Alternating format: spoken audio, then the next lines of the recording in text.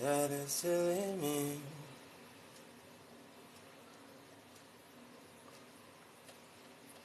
Hello, hello, hello.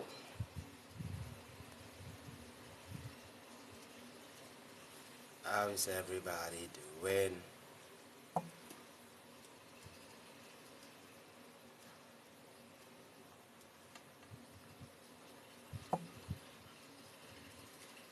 How is everybody doing?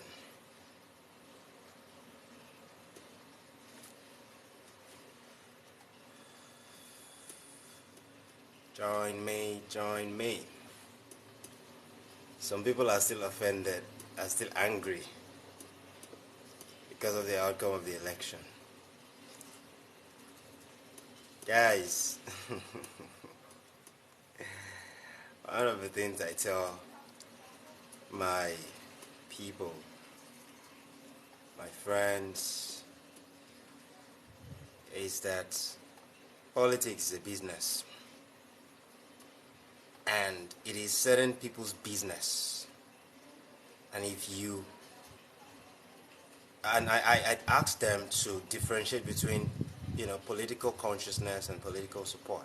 This is not a political live discussion anyways, but I'm just saying, if what you're doing as far as your hand-to-hand combat with politics is about your personal political consciousness, good.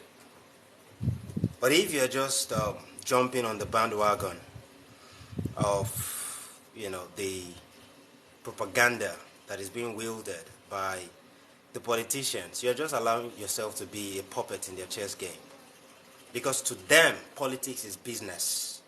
And for every business, there has to be profits to be made.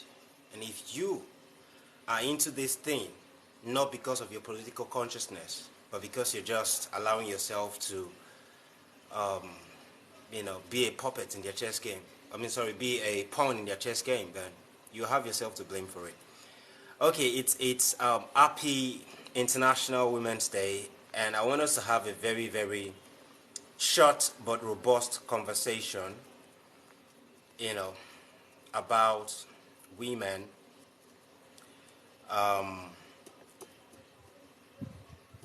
I want us to have a short. I'll quickly just set the ball rolling by. But I would like women to come on this live, to share their few thoughts about what they think a woman is, or who they think a woman is, their concept of, their understanding of matriarchy, their understanding of the divine feminine, their understanding of, their existence as a womb man, right? We're going to be discussing a few things, and, it's just in honor of the ladies, in honor of the, females in our world. This live is in honor of the females in our world, and kindly tap your screen, tap your screen, and share this live to the ladies in your life, in your world, and even to men, because I'm also going to be touching on some things that, patriarchy is doing that is not supposed to be, right? So welcome, welcome, welcome. Kindly share this, share the live, share the live, share the live, share the live. Let's have a short but robust conversation around the, subject of today's celebration. It's International Women's Day, and I just want to share some few thoughts, because I've met a lot of ladies, and each time I talk to them about some of these things, they're hearing it for the first time from a guy. So I was on a live earlier today. I was on Mr. Femi Jubal's live, and I was privileged to share some few thoughts, and it was highly, highly enlightening. And so I'd already scheduled that I was going to come live later today, and here I am. So, I've had the privilege of meeting a couple of ladies over the years, um, you know, women, and in my deliberate interactions with them, I get to realize that the vast majority of them don't know much about themselves as, women. They don't know anything about their higher selves, they don't know anything about themselves, any deep thing about themselves aside the conventional information, the mainstream information. And my goal is, in this short TikTok live broadcast, I would try to enlighten some ladies who are privileged not to join us.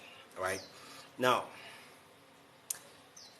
we all know that the patriarchy system that was installed was not introduced by Africans. It was introduced by those who were attempting to colonize Africa and other places where African people had dominant presence aside Africa, right? South Asia, South America, even Australia. It's pretty important that as a woman, you understand that you are an epitome of strength and virtue. All those crap, of tagging women or terming women as weaker vessels is a talk of ignorant people. Women are by no means weaker vessels. Women are by no weak vessels, let alone refer to them as weaker vessels. They are not weak. They are not weak vessels. They are custodians of strength. They are embodiment of strength. Those who know me know that I am pro-African enlightenment system. I am pro-African spirituality system.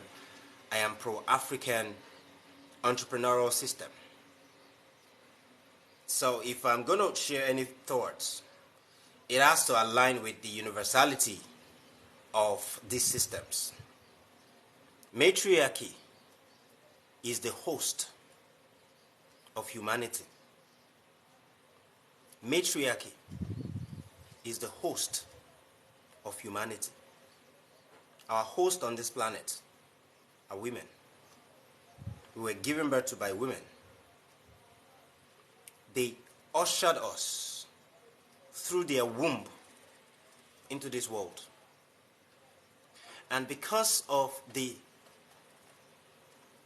bastardization of this ancient knowledge, a lot of people in the 21st century, a lot of people who were born in the late 20th century or even mid-20th century knows nothing about this information. That's why in 2023, you still find men relating with women as if they are weaker vessels. Matriarchy was the builder of civilization. Matriarchy was the teachers of the architects of civilization. Matriarchy was the nurturer of the architects of civilization. And matriarchy played important pivotal roles in the architecture of all the ancient civilizations that were ever, initiated.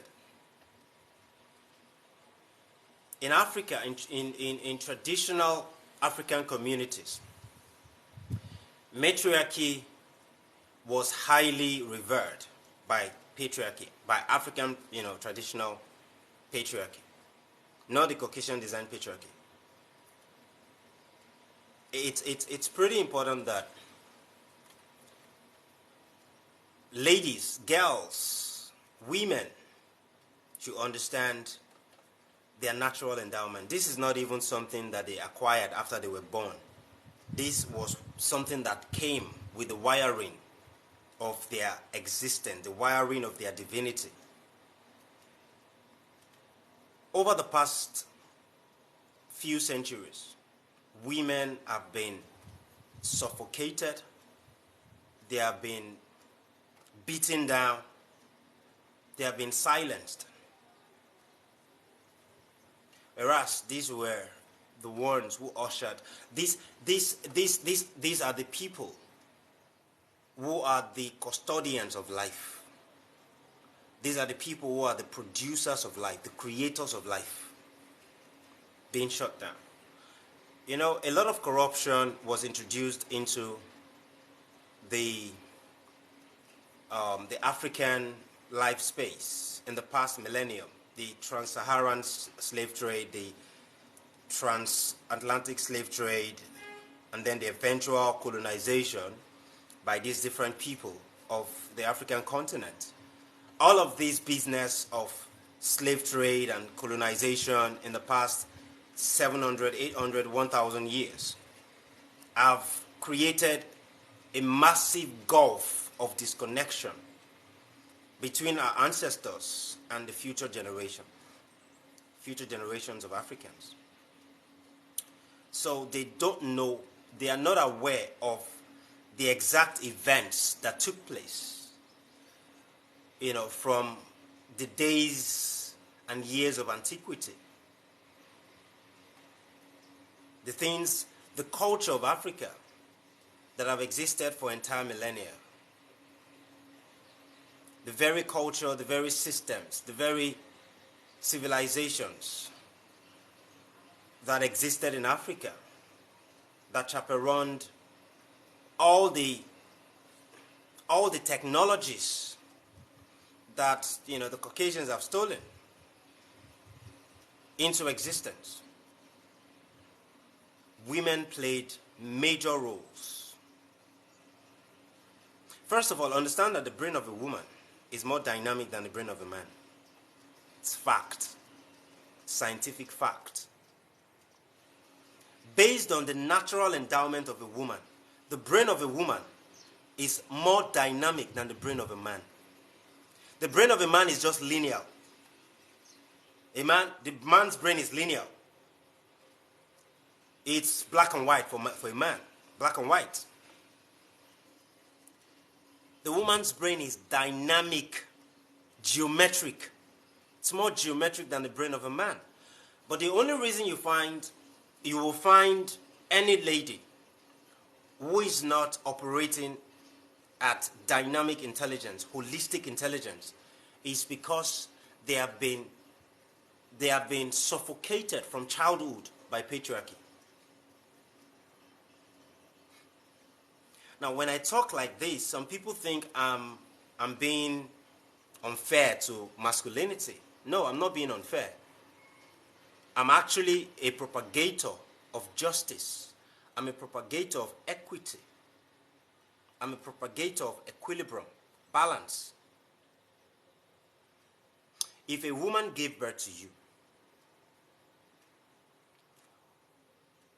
on what basis do you call such a being a weaker vessel? On what basis? Somebody that carried you in that womb for 9 months, in some cases 10 months, that is a weaker vessel. Who even came with that narrative? What makes women weaker vessels? What exactly? What are the facts that makes them weaker vessels? What are the facts? Oh, a man knows how to gym and can be physically strong. Have you seen some women who gyms? Have you seen some women who can beat men in fisticuffs? In the boxing ring, have you seen some women who can literally beat men? So on what basis are you referring to women as weaker vessels? Now, here is a disclaimer. I am in no way an advocate of feminism. Feminism, just as the Caucasian design patriarchy, are alter egos of one another. I don't give a damn about feminism. What I'm an advocate of is the divine feminine, the divine femininity. Femininity, the divine femininity. It is the divine femininity that exists as the yin and yang of the divine masculinity, the traditional masculinity. When you understand yin yang, you will know that enlightenment does not in any way encourages superiority and inferiority. Enlightenment does not in any way encourages the superiority and inferiority continuum. A man is not superior to a woman. A woman is not inferior to a man. It's yin-yang. It's complementariness. The masculine energy complements the feminine energy. It is not superiority and inferiority. It is complementariness. And, we need our girls to get their hands on this information. We need our men to teach their girls and the girls around them. We need our fathers to teach their girls and the girls around them about this. Once you understand that without a woman in the scheme of things of this world, no advancement can happen. No evolution can happen. A lot of the female inventors of old were stifled. Their voices were stifled. And in some cases, what they invented was stolen from them by the men around them. The brain of a woman is more dynamic than the brain of a man. It's a scientific fact. The only issue with a lot of women, a lot of ladies, is that they have been raised by patriarchy. They have been raised by the ideologies of this Caucasian design patriarchy that makes them play second fiddle to a man, even if the man is not in any way displaying leadership, even if the man has not invested in himself as far as self-discovery is concerned, as far as leadership is concerned. Simply because he's a man, you have to play second fiddle to him. It's crap. It's crap. Women have natural endowments. Women were born with natural endowments and men can only dream of having. And if women begin to understand this, and they are men, and once we know that a woman is a nurturer, a woman is a builder, a woman is a multiplier, you will give them the respect that they deserve. But you see, I'm not by this saying that, the moment you're a woman, you're automatically all of these things. There is a certain level of investment on your part into exploring your divine femininity. There's a certain level of, the thing is, it is just a sad thing. The thing is, our fathers and mothers were supposed to be the ones to begin to introduce this ancestral information, ancestral data to their girls right from childhood. But you find that a lot of ladies have had to be the ones to instigate these explorations by themselves in their adult life. Because the system that was operational from their childhood was this patriarchy. So all they were doing was to program them to be wife material.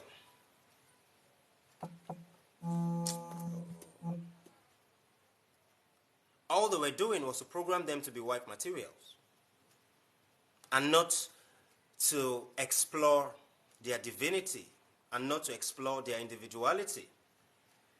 You know, we live in an interdependent universe, and it takes individuals who have proactively ascended onto their individual independence for them to be operational entities within the interdependent universe. The family front is an interdependent ecosystem, and it takes individuals who have evolved onto independence to become functional players within that ecosystem. But what do you find? You find ladies and men who are still babies, even though they are 30-something, they are, 20-something, but they are still babies. As a woman, understand that you have a dynamic brain. And the onus is on you to master how to use your brain productively for yourself and for your community, for your family. Understand that you are a womb man. Most ladies don't know anything about the womb, aside, the general information of, you can conceive a baby, a fetus, in your womb and carry it for 9 months. That's all they know about the functionality of the womb. And when I see ladies who, when I try to engage them, and I'm listening, I just want to listen to them, to listen to what they have to say, and I've been listening for 10 minutes, 15 minutes, if they are not able to tell me about what they have done so far in terms of investing in themselves, in terms of their personal discovery, in terms of their pedigree, of the things that they've nurtured, the people that they've nurtured, the people that they have partnered with proactively, positively, except maybe you just want to talk to me about the latest bag that you're eyeing. You want to talk to me about you being a foodie. You want to talk to me about the parties or the clubs you have gone to. I mean, you're just embarrassing yourself. You are the mother of the earth. You are the mother of the family. You are the mother of the community. You are more than what you think you are. You have natural endowments for chaperoning new civilizations into existence. Are you aware that antique matriarchy, some of them were warriors who went to the battlefield? They led men to the battlefield. Go through history. Anywhere you find both women and men in the same war, on the same battlefield, in most cases, those women are leading those men to the battlefield. Because women are better warriors than men. Women are more endowed warriors than men. Because, see, most men operate at the 5 senses. Women naturally have the propensity to operate at the 6th sense, the 7th sense, the 8th sense. The 6th sense is intuition. The 7th sense is telepathy. The 8th sense is clairvoyance. Women have the ability to operate at these non-mainstream senses than men. When I meet with women and I want to have a conversation with them, and maybe I've been having a conversation with them for the past 30 minutes, And they don't say anything about how much they have invested in exploring their divine feminine, how much they have invested in understanding the legacy of matriarchy, how much they have invested in understanding their womb. I'm like, you don't even know who you are. And if you don't know who you are, how are you going to manifest on the basis of that knowledge? See, when I see couples who are fighting or who are trying to file for divorce, I just know that they have not discovered themselves as individuals. They have not. A woman brings the best out of a man.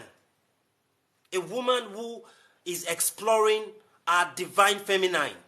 A woman who already has a pedigree of exploring her divine feminine will help to bring out the best in a man.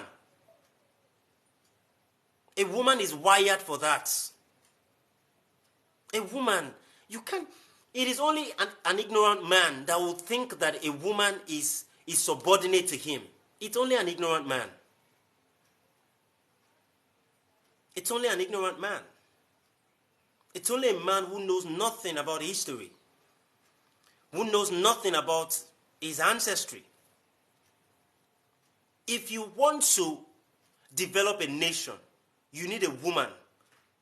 You need women who have explored, who have a legacy of exploring their divine femininity.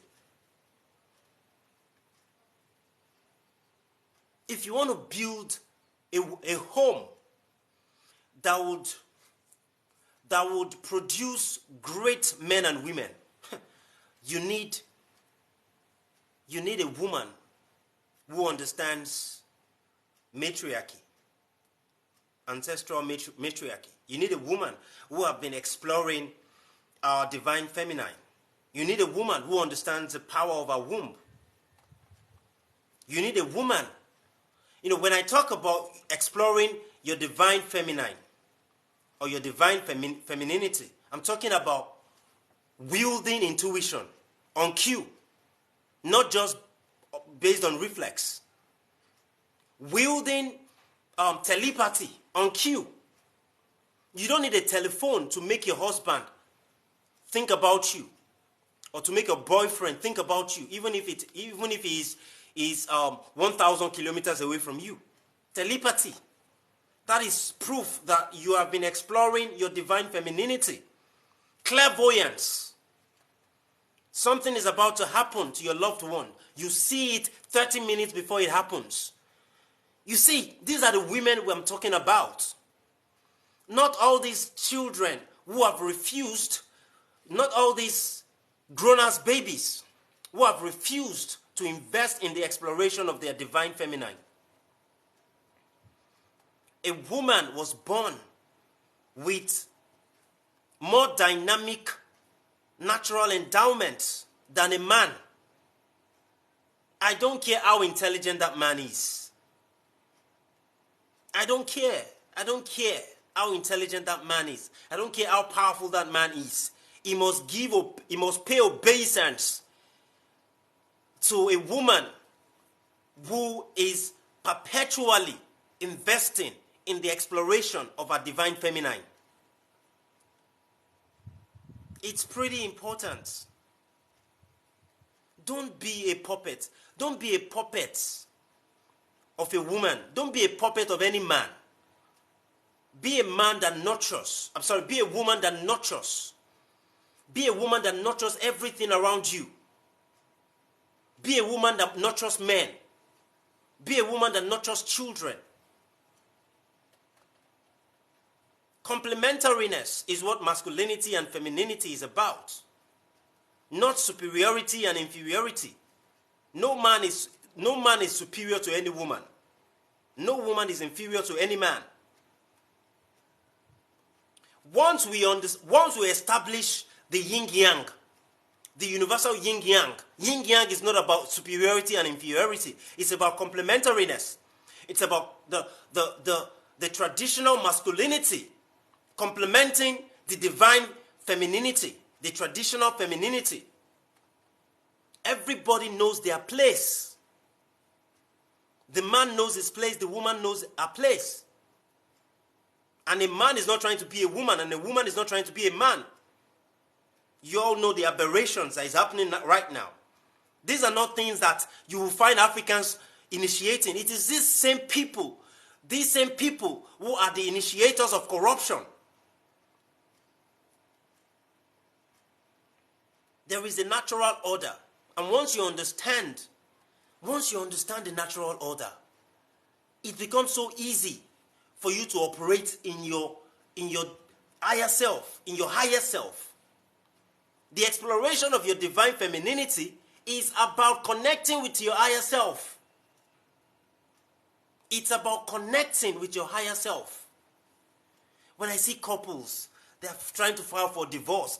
You see all kinds of, do you see how much divorces that we experience in our day? It's preposterous. It is preposterous. It is indicative of individuals who are not exploring themselves, who are not exploring personal discovery, who are not exploring ancestral discovery, who are not trying to reconnect with their roots. That is why.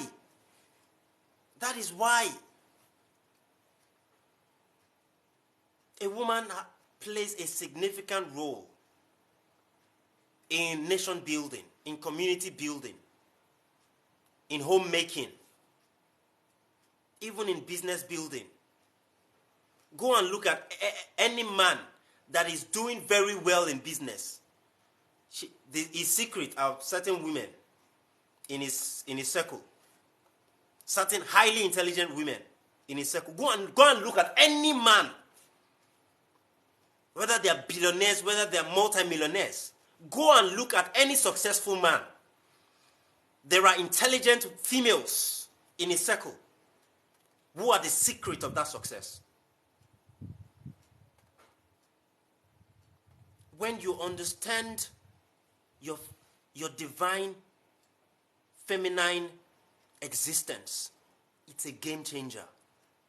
You are going to be someone who multiplies anything you touch. You are going to be someone who multiplies any man or any woman or any boy or any girl that comes your way. You have the multiplier effect because of your feminine endowments that no man has. You are a multiplier. You are a nurturer. You are a mother. You are a mother to your husband. I know I've heard things like, a man does not want another mother. Those people don't even know what motherhood is. That's why they are talking that trash. If you know what real motherhood is, you know that the more mothers you can have, the better. The better for your clarity. The better for your sense of direction. There's an old scripture that says that where the multitude of counselors are, there is less error. Less error. Women are able to wield their sixth, their seventh, their eighth senses more powerfully than men. And anyone who is in touch, who is in tune with their sixth, seventh, and eighth sense is very powerful. Very powerful. But sadly, a lot of women have not begun to explore this higher self, this higher part of themselves. Women has higher propensity to explore their intuition than men. They have higher propensity to explore telepathy than men. They have higher propensity to explore clairvoyancy than men. This is what I call power. Not necessarily voodoo or juju. This is the real naturally endowed power. Hey, Mama Africa, how you doing? It's been a while. So women you need to explore antique matriarchy. Matriarchy, the traditional matriarchy that existed in Africa for entire millennia, that existed in the different kingdoms within the geographical location that has now been nicknamed Africa, the different kingdoms. The Sudanese culture, the different West African kingdoms, the ancient Benin kingdom, the Oyo Empire, the Ile-Ife Empire, the Nok culture, the Zulu culture, the Bantu culture, the Malian culture, the Malian civilizations, the different, go and understudy these matriarchy systems. It will change your life forever. You are no longer going to be a puppet of any Caucasian design systems.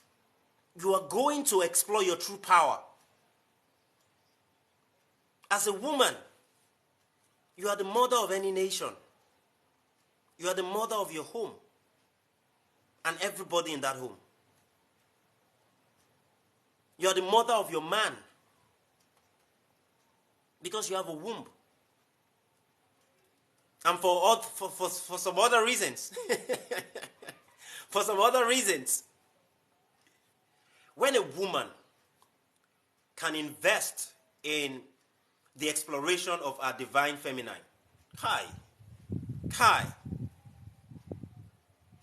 you are going to be a major asset to any man. When I see men, when I see couples fighting, when I see couples filing for divorce, I'm like, shit. These people don't even understand what this game is about.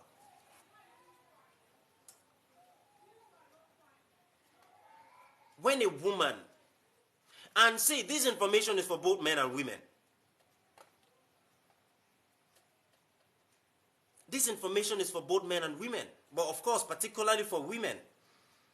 Because patriarchy has so suffocated these phenomenal beings who has so much to offer the world. I've been told to quit using the word blessing, that it means to be less. I wanted to say who has so much to bless the world with. So it's pretty important that we understand the divine role that women plays in nation building, in home building, in community building. No woman is inferior to any man. No woman. I don't care how intelligent that man is.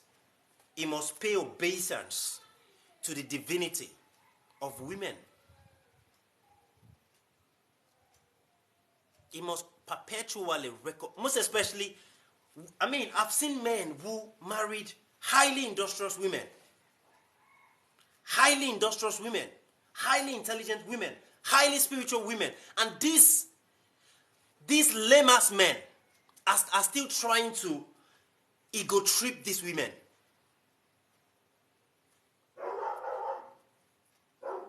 When they literally should be adoring them.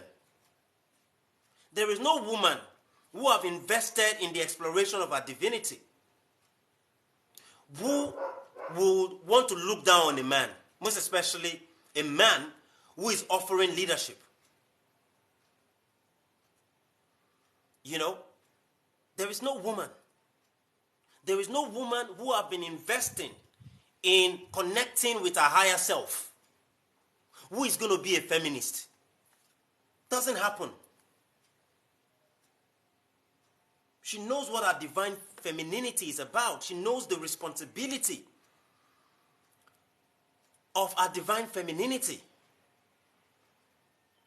She knows that this game of life is a game of complementariness and not a game of superiority versus inferiority.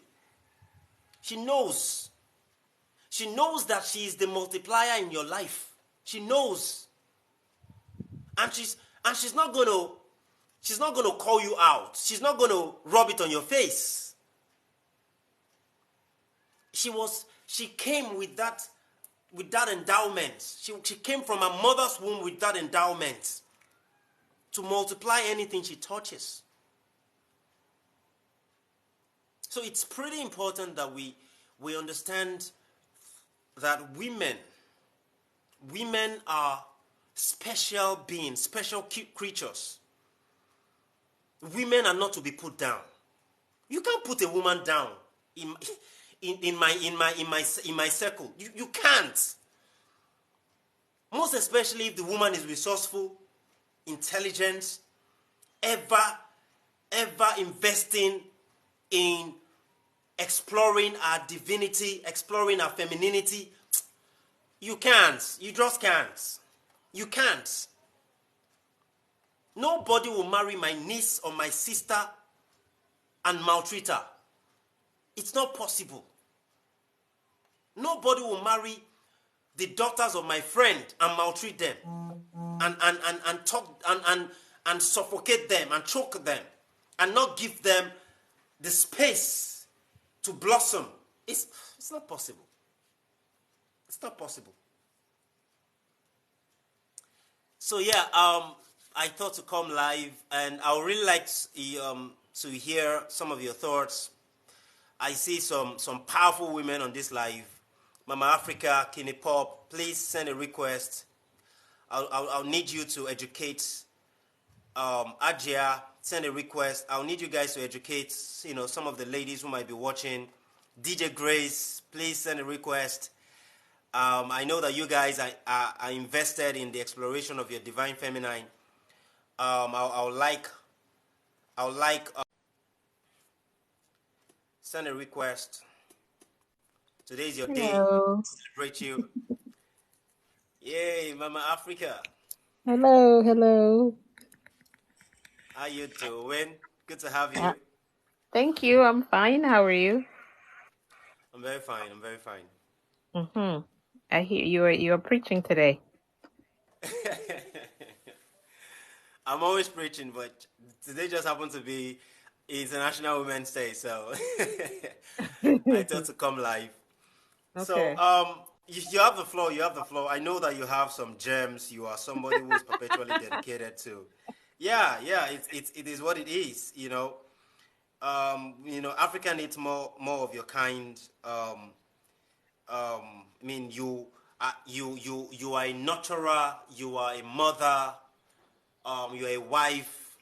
You are a builder of businesses.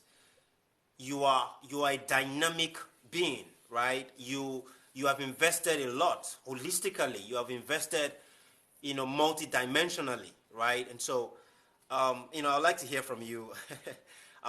My people would like to hear from you. Thank you. Thank you. Thank you. Um, it's one of those things that I always say I learn every day I wake up, I'm a student and I have a blank canvas and I'm learning. And everything that I learn that is not harmful, I share with my sisters. I share with the children, women, and other men.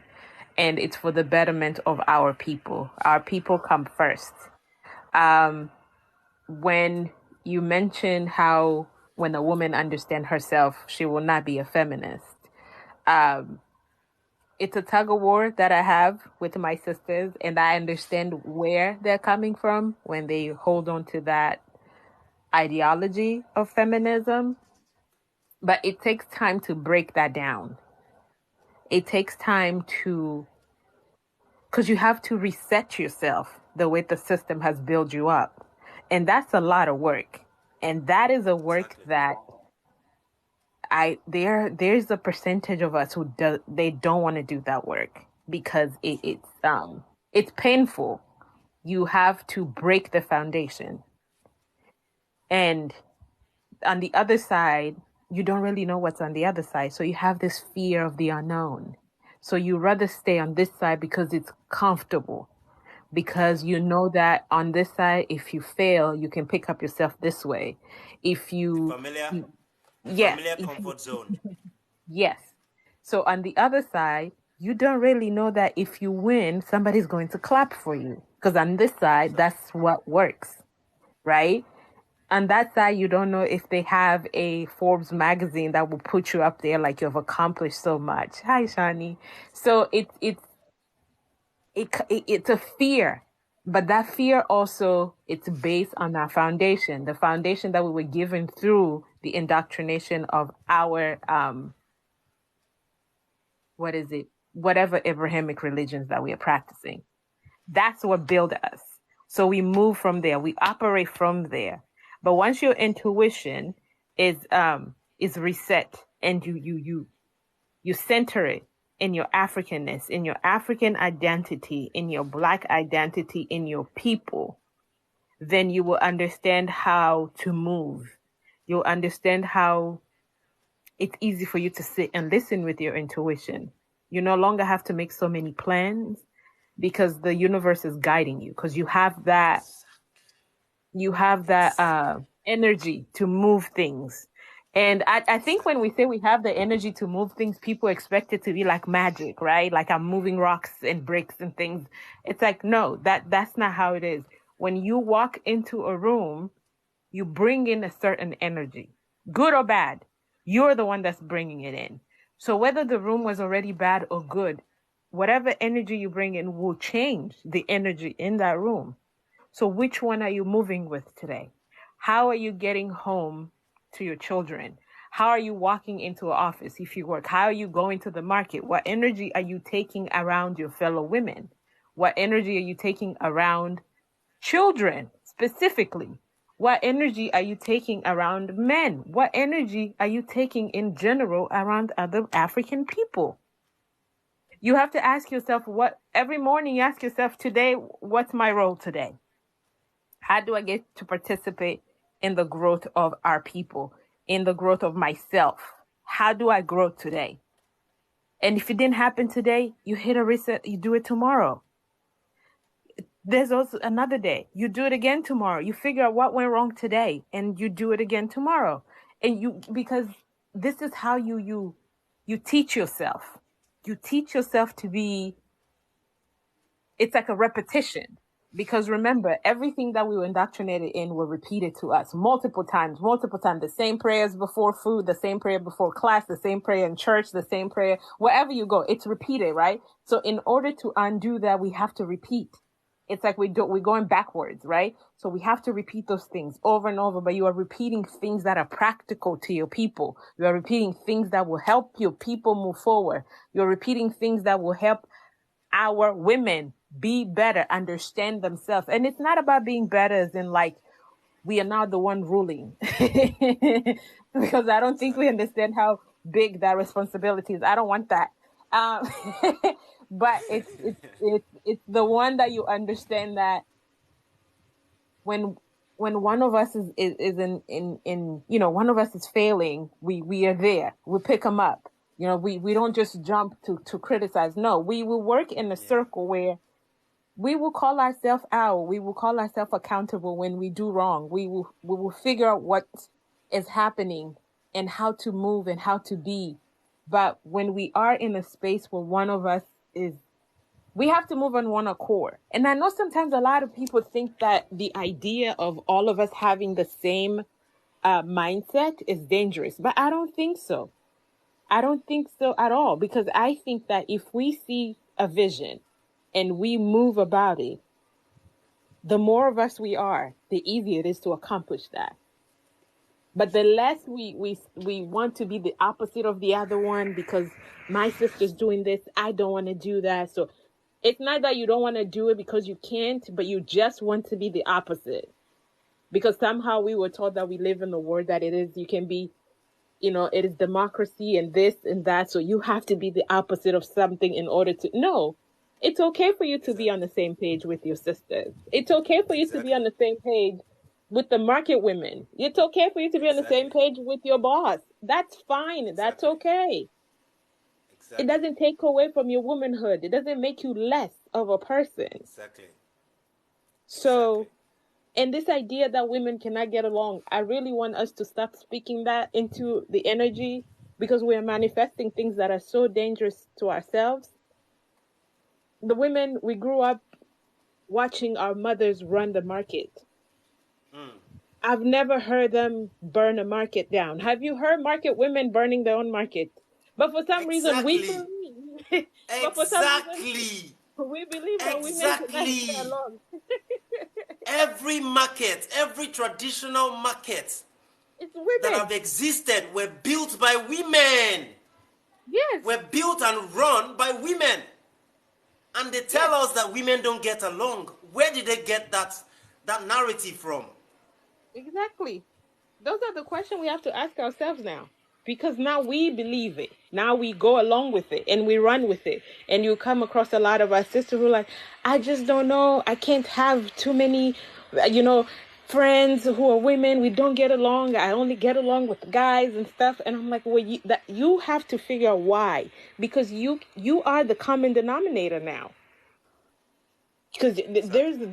there's the thing. So you either have not found the right crew for you, or you are part of the problem. And that's okay. It doesn't mean that you're a bad person. It just means that you have to work on that particular thing. Or you have to look at the people who move like you, who think like you, and forward with them. That's Exactly. that's my thought on today. Exactly. Exactly. It's pretty important that uh, we we do our research. We do our investigative research. Matriarchy. Matriarchy is a natural patriarchy. Matriarchy is what ushered patriarchy into existence. Matriarchy is the throne. You know, you cannot think that patriarchy is superior to matriarchy. It doesn't make any sense. It doesn't make sense to think that patriarchy is superior to matriarchy. On what basis? On what basis? I really want to appreciate you for coming on the live. Thank you so much. Thank you. Ajia, DJ Grace says that she's not a fan of just dedicating one day to celebrating the queen, celebrating the women. Man, every day is for celebrating women. There is Yeah, February 14th for it's a year. celebrating It's love, a right? year long. Yeah, no, it's a 1 year. It's It, a full it's a 365. full It's year every long. day. Yeah, it's every Every day. day, every day is for celebrating women. Every single day, every day, multiple women gives birth. Every day, there is no day that there won't be a woman who will give birth to a baby. Every day is for celebration, celebrating women. You know. So, Madam Ajia, welcome, guys, Good ladies. You can send a request. I'd like to hear your thoughts. I'd like you to come share your thoughts here. Not good feminism, afternoon. not feministic thoughts, but feminine thoughts. Okay, Good good afternoon, madam. afternoon, everybody. Congratulations Welcome. to all the women out there. I think for me, there are a lot of changes. I know, today is a special day, but for me, it's not really just a day because having left Nigeria at a very young age and coming into the Western world, I think women are perceived differently. Even though there's all these empowerments and everything, I think he's not real. And why I say it's not real is that I've been working in education for a long time, and I see how religion has been used to indirectly oppress women. When I say oppress women, it's like we're not given that opportunity, you know, To in terms express of yourself. development. Yeah, and as a woman, sometimes when you choose subjects like physics, maths, you're reminded of being out. You're going to end up in the kitchen. And those side things I really often challenge because everybody has to be in the kitchen, not just a woman. And one thing I always say is that maybe men don't reckon it's so important to educate a girl. And even in the Quran, it says once you educate one girl, you've educated the whole community. So now and then, when I see a lot of young girls say, no, we don't want to go to school, they're having kids at 14, 15, and you think, I said to myself, they don't get it, they can't see, they're clouded. Even You you'll know, be surprised. Go on. madam, sorry for Yeah. interjecting. See, the future of education is no longer conventional schooling. Okay, we are the new teachers. You and I. Okay. I'm a teacher. You're the teacher. And um, we now live in an age of decentralized everything, right? And it includes the decentralization of education, right? Okay. To even begin with, real education doesn't happen in these conventional schools. So let's just forget about the conventional schools and understand that we are the educators. The Yeah, but creators are even the educators. I agree with that to some extent, but we still need the skills. For example, now I have girls who, okay, the English is the common communication here. It's the communication language here. If you cannot speak the language, how can you progress within the system? By the time my kids are 7, 8 years old, they'll Yeah, they'll be speaking at least 6 African languages fluently: Yoruba, Igbo, Hausa, Swahili, um, Ashanti, of course, and maybe English. By the time that's they are because you're 6, see, diversified in your knowledge. So as women, we need to be diversified in our knowledge. And when I say absolutely. diversify, And it's and not you don't just need schooling. You don't need conventional schooling for that. that's You what I'm don't need trying to conventional say. schooling for that anymore. No, you We don't now need live in that. an age of decentralized education. That's it. You know, Mothers, is to understand the if internet is open to so much information. In fact, if I must tell you, I now get a lot of information from TikTok. When you talked about the empowerment and the role of women in previous civilization, I'm like, wow. I actually got that information from somewhere on TikTok. In schools, I'll tell you something. The job I do is dominated by men. I work in a school as data, and most of the people there are men. Sometimes, as a black woman as well, sometimes you're often reminded about your position. But one thing I'll tell you is that I come from a family where your gender doesn't matter. It's what you can contribute that matters. Even when we talk about, oh, in Yoruba culture, women are this, I don't believe in that. I was never raised in that way. I was raised to often share my opinion in a respectful way, and I often do. But one thing I always say is, madam, yeah, madam, yeah, I'm the last born of 5. Okay, I okay, have 2 elder sisters. They are like warriors. They are like women like men. yeah, They are like women like men. They are yeah, highly intelligent. They're highly yeah, resourceful. You see, these yeah. are women that built their own houses, even though their husbands built their houses. These were women who were able to generate money to build their own houses. You know, That's the thing. and We cannot you know limit when ourselves to when what when you society. introduce holistic education, universal education to your girls, to your children, both male or female, there is no barrier. There is Yeah, no there is no barrier of what they can do or cannot do. that's it. Your And your when you go your, to your the daughter. theory of learning does not differentiate whether you're a boy or a girl. So when society come out with certain, I think, excuse me, you need to go back. And I'll tell you one thing as well, is sometimes the older generation of women are issues because they've gone through that path of not understanding or lacking exposure. When you're trying to look at things differently, they think, oh, she's a feminist. I'm not a feminist. I'm somebody that I believe enlightening women and letting them understand how powerful and what skills they can use to support their community is the way forward for me. So Let this me day just does quickly not. interject. Let me just sorry.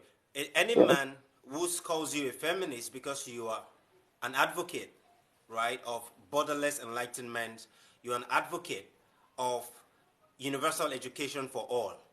yeah, That person is either trying to um, ego trip you. He's trying to protect his ego because he has been raised with patriarchy, and what patriarchy exists for is to suffocate women, women. is to Yeah, subdue women, right? yeah, So if he sees any woman trying to be independent, if he sees any woman trying to display holistic intelligence, that's a threat to his patriarchally raised ego, right? that's it. And any That's it. lady who says the same thing to you is a lady who have been successfully subdued by patriarchy.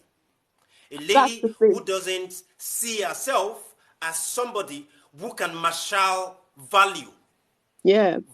global value, Yeah. universal value, you know. So go But ahead, you go know, ahead. I also think that there's a threat for women out there now. This issue of transgender is going to be an issue for women.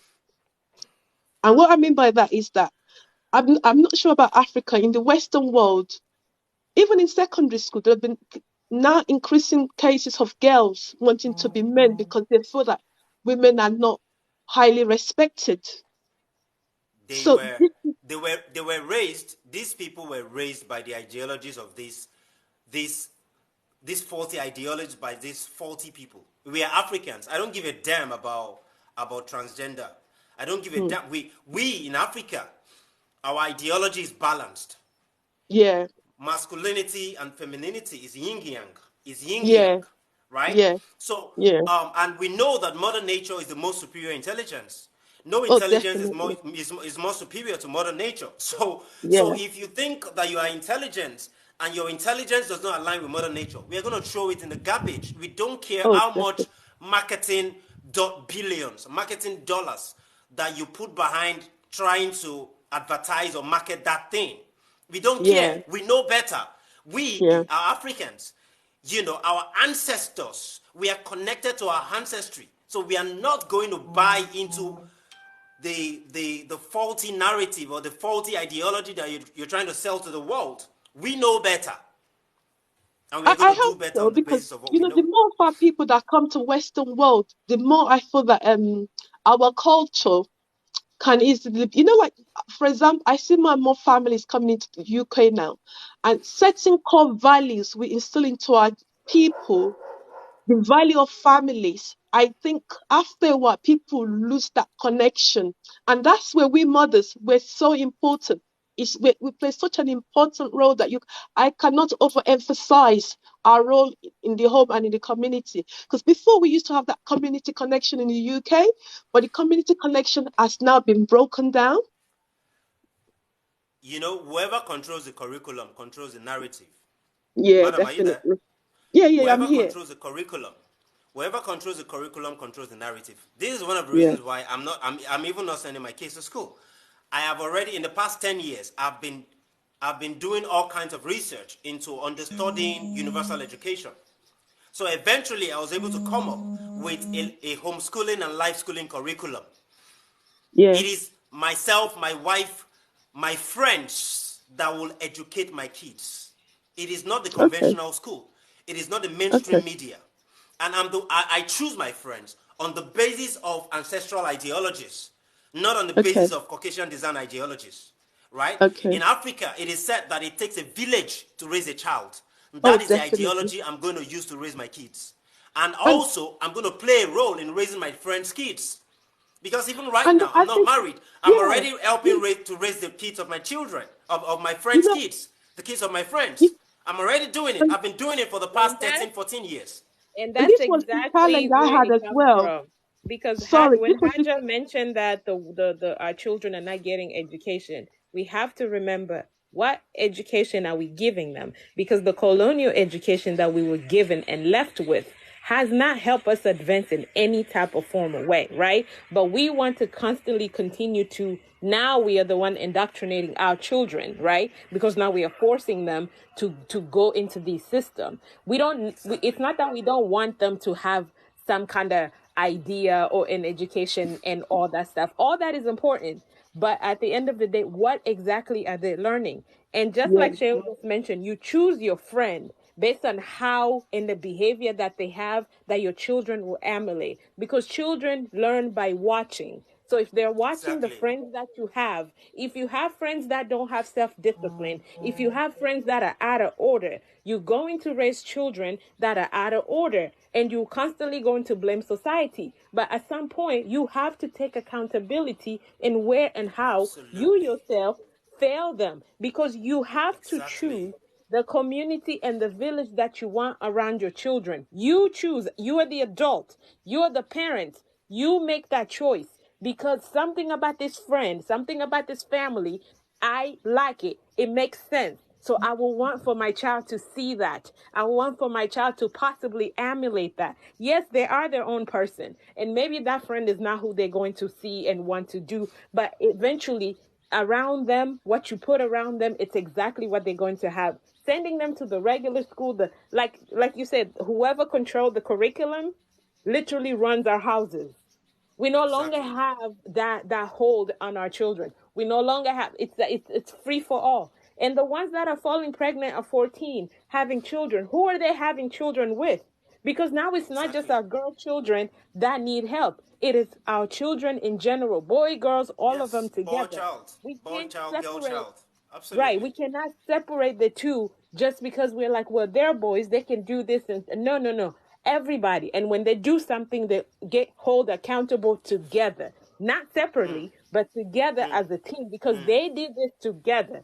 But the thing is that we keep trying to find ways to take the oppressor ideology and make it African. It's never going to work Exactly.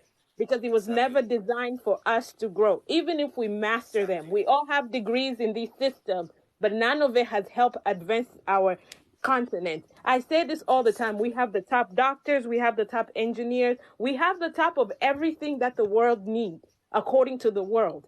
Yet we are the last people on everything at the same time. These are the questions that we have to sit and ask ourselves. So when you do a research in the education system, it was not designed for our children to succeed. We tell them every day, go there, perform, and be your best. We all did. We were all the first one in our class every single day to please our parents. And it felt good. At some point, you start to believe, like, I'm a genius.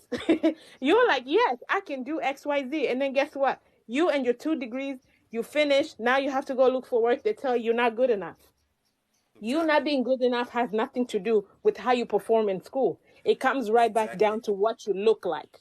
That's what it comes Exactly. down to. The entire time you were Exactly. passing these tests, you were making all A's, you were out here collecting degrees left and right. No one ever told you that it's the way you look that will be the problem when you go to work. Exactly. It is what you Exactly. look like, it is who you are. So now you're sitting there with all this degree hanging on the wall in your dad's office, and you're just sitting there like, what do I do now? Yeah, that's when you find that the resistance. That's where you will find a lot of our women will lean towards feminism. They will lean towards whatever organization where they can find some kind of safety because they don't have it. Somebody pulled the rug under their feet. So we are really pushing our children into this. But what we need to do is hit a reset on these education system. We have to create a curriculum for our children. We are not going to Absolutely. expect the oppressor to educate our children the proper way. It will never Exactly. happen. It will Exactly. never, ever, ever happen. Because Never. remember, every Never. political leader that we had an oppressor education system. Look at what True. they're doing to the continent. From the top to the bottom, none of them have had ancestral ideology. None of them. And each No. one of them is No. stuck in some kind of. None of them is also a traditional person. They all No. practice outside religion at the same time, but they expect True. to lead an ancestral land. How are they supposed to do that? It's never going to work. So our children are our investment. They're the. This is what you do. Like the brother said, he has been doing his own research and know that my wife and I will be the one in charge. These are the decisions that we have to make. It starts in the home. No one outside is going to do it for you if you don't implement it in your house. House first. Definitely. There's a But reason why African children used to stay home until you're 5 and 6 before you went to school. And by the time you went there, it's not the first day you're going to start learning how to talk, read, or write. No, you knew that already because mother taught you that already. The people, Exactly. the community assist you in those. You already knew how to wash yourself, use the bathroom, clean after yourself. You knew life skills. It didn't matter if you're a boy child or girl child. Your life skills were there. You knew those True. things. So now True. it's like, no, now we got to separate the gender. One goes to boarding school for all girls, the other one goes to boarding school. We never had that system. We Exactly. never separated our children. These systems separate our children, and we are now looking like, oh, we don't recognize that these are the side effects. That's what that is. These are the side effects of our children being separated. They're supposed You to learn take together.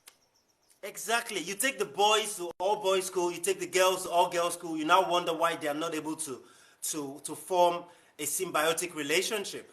You now wonder why they are not able to connect, why they are not able to communicate. You know. But I think Go for ahead. Go me, ahead.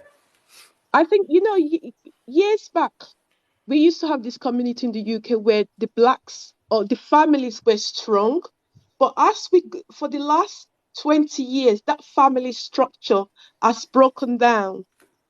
So for me, when we celebrate today, it's about us going back to our roots, remembering what is our core purpose as mothers, as a community, because we can celebrate Women's Day with it, but what is it in our community that we still need to do? For example, I was talking to one lady to me, oh, you know what? It's good to be celebrating women, but do you know the number of women that actually oppressed in their workplaces because they're black and they're women? Do you know the number of women who, once they get to that career ladder, they have to either step down to something lesser or just stay there and stay depressed? So the world might be celebrating women, but for me, as a black woman, I think there's still more recognition. We need recognition around the world. That's what it comes down to. That's why when we see our teenager who say, I don't want to go to school, we have to understand why. We have to ask why and figure out exactly how to assist them. Because maybe they're looking at their mothers working in this corporation to where they're not moving forward with whatever amount of education that they have. Again, children watch. They see that that's where they learn from by watching, right? Things that are tangible. That's how they move. We also have to remember we were children once. We have to remember the adults that we had in our lives and how each one of them impacted us to a certain level. We really have to remember that. So when we send these children out in the world, especially in the West, you have to remember you are fighting a war that is bigger than you now, because the entire system is like a big giant umbrella that is keeping you closed in. So we these are the things that it's for us building like a solid foundation on the West. It's such a it's a hard. It's not impossible, but it's hard because the entire structure is not allowing us to do that, because that's not what it's meant for. It's meant Yeah, to break us, there right? are a lot But of obstacles. we find a way to navigate around it, right? Even if it's created to break us. But the navigation around it is not really the best for us because it's out of survival, right? Yeah, So we're yeah, just doing it because we can get here, we can get here, we can get there. But just because we're able to get there, what makes us also believe that that is good for us? You know, because at the end of the day, it's we still have to fight around it. yeah, We still have to do all the things. And again, when it comes down to our children who, for example, you are an educator. When you come across them who are telling you, I don't want to go to school, ask them why, and then oh no, understand, they because just it tell me might not why. make sense to you, They right? did You will tell me sit there why. and one of them will be like, I want to be a model, I don't want to go to school. Now you and me are going to look at that like, wow, wow. Okay, but you need to have extra on top of your modeling thing, right? You need to Yeah, have, you can do all that plus whatever education that you want to look for. You can do all that plus this. You can be an actress plus this. You can be an influencer plus this. You can be all those things. Go and try each one of them. One of those things is going to pull you. One of those things is going to be your solid foundation. There are those that are making it just being a model, but it's no longer like that. We are not in the 90s. We are not in the 80s anymore. Now you need to have more. You need to have beyond that. So, yeah, they can go and study the model. That's also work. Go try each avenue. Don't chip yourself. I'm and never I going to think limit a child, but just going to school. No, go to no, school, try and this that's one of and the this and that. challenges we face as somebody who works in education. I think it's one of the highest challenge I face is try even explaining to the children that being a footballer is not the end goal. If you don't have other skills, you've not crossed the line yet. And I think this is where for me, I need more black parents to actually understand this system. I think because a lot of our people, they don't understand the system. So once you understand this system, then you can know how to navigate your child through the system. So, as a woman, I still think that we have a lot to do, particularly in my community. I have a lot more to do. Yeah, that is true. And again, that's why it comes in as an entire community. And that's why the brothers say you pick and choose who you want as a community. Because that's how you build a community. You pick Yeah, the like-minded people. You pick people like you. You pick people in who you see that we have the same end goal. agenda. So Yeah, yeah, so when you pick those people, the entirety of, let's say we end up in the West somewhere, and I have three of those people with me, and we have our family, you already know that the burden of the West become a little bit less because you have three other or four other adults who see and understand this like you. So you three can submerge yourself into that system so you can be able to guide those children, because now you can't, you, it's not just you against, I don't know, if you have three kids, it's you against three, right? But if you yeah, have like two, three other, or four or five other people, now it's you against them. It's like a team this way and a team that way, and that's how you move. But we also have to there's so much going on the West, to where we have to understand how it is very, very saturated for our children. There's oh so yeah, much happening at the same time. The world move completely different on the West. So I always see it as a hard thing for our immigrant parents, basically, to raise us outside of home. There's benefits to it, but there's also the downfall, and sometimes those downfall are even worse than what the downfall can be definitely, at home. Yes, definitely, it's definitely, very detrimental. So that's why it comes down to, we are the people. You are part of a community, right? So I'm not just going to show up at the end of the year when my community is throwing a party to be like, oh, I'm part of this community of whatever city or state or country. No, you have to be involved too, because now if I'm going to criticize those parents, what's my role? Because I'm an adult, right? What's my participation? How am I inspiring those children?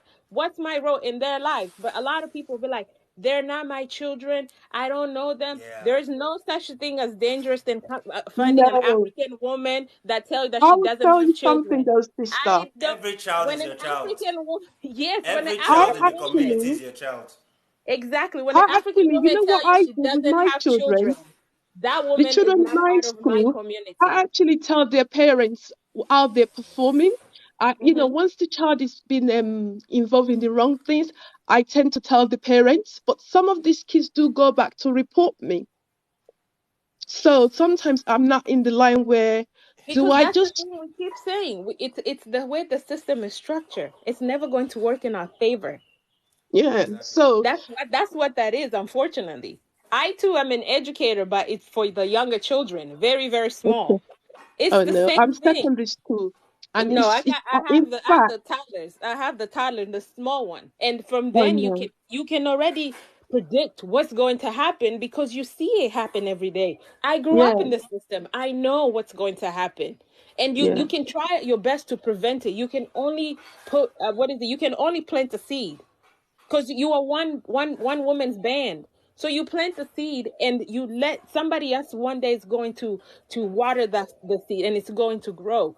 But this is why it's important to have a community. Being on the West, it makes it hard for people to have a community because you have different work schedule, different work, you live in different time zone. Even if you're in the same country, you have to be here, you got to do this and this and that. They make sure that somehow you are not able to meet together. Like, we cannot meet every Saturday, because then it becomes an issue, because I have to work, I have to do this, I have to do this to who, the children, this it become my business, my career, my work, my school. They put so much into it that you become so overwhelmed. So your yeah, one day off that you have, you either want to spend in your house, cleaning your house, sleeping, or spend it with your family. But if that's the day Exactly. you're supposed to go meet with the community and brainstorm. But you can't do that because Exactly. you are exhausted. The system beats you down all the way to the point where you don't even want to meet with your community because you are tired. Literally. So all Which those is why. things play part in it. because Exactly. now in my school, for Which is why. example, we have more African people of African heritage coming in. So we've done like a little group, but one of the things I've noticed is the parents don't even show up. So you said to yourself, if the parents don't show up, so where do we start? So I think for You me as an you know African, raising your child a bit more in Africa is more beneficial because then they would have got the foundation of our culture and what they, It's all, how they There can there develop are to the next benefits to stage. that. Madam Aj, There are Madam Aj, benefits yeah. to that. Absolutely. There are Yeah. benefits to raising our children home. Absolutely. But And then it's guess also, what also? What do we do for them at home that is also detrimental? We Oh submerge yeah. them into religion. not just But So religion, there's the religion is a damage on conventional both. grey schools, area, please. the conventional schools, Huh? the conventional I said schools, religion not is just always a religion, grey area because I was raised also as a the Muslim, conventional school. but Can you guys hear me? yeah. Yes, yes, go ahead, Okay. please. Sorry. I wanted to be sure because it seems you weren't hearing me. Not just religion, also conventional schools, conventional schooling. That there is not too much difference between the curriculum in the US, the curriculum in the UK, and the curriculum in Nigeria. There Oh is no, not they're much different. difference. In I know there Nigeria, is difference. I know there is oh, a difference. Madam, wait. But mm, there is not much difference. Fundamentally, it is still the same disinformation strategy. The very things that will equip a child to become a universally enlightened individual, you can't get it from any course. can I tell You you see, something though? I disagree. I had my first education in Nigeria. So when I came to the UK, my level of education in terms of knowledge of subject was higher than the kids of my age here. In fact, I was 2 or 3 years ahead of them. Even though the Western culture they have better exposure to technology in terms of theory of the real education, understanding. madam, Yeah, 1 minute. See, yeah. I have Harvard graduate as my friends that Okay, we've been friends for like 10 years, okay. some 7 years. I have Oxford graduates, you know, Yeah. and there are certain level of communication that I introduce to them that they are perplexed how I'm able to access that kind of That's what information. I'm saying. That's Even what though, I'm saying that the standard madam, in 1 minute, Nigeria. Let me madam, finish, 1 minute, please. Mm. madam, 1 minute. I've never been outside of Africa. I've never taken any course. Yes, I went to the university in Nigeria. I went to, FUTA. I studied engineering, mining engineering. But when I was on campus for 7 years. I even had a 1 year spillover, 1 year extra year, because I was not even dedicating myself. Because from 200 level, I realized that this education is not going to it's not going to empower me to manifest those dreams that I've been dreaming about since when I was in secondary school, primary school. So most of the things I did on campus while I was on campus, I booked my first flight from Nigeria to Accra for the first time in 200 level. I booked my second flight to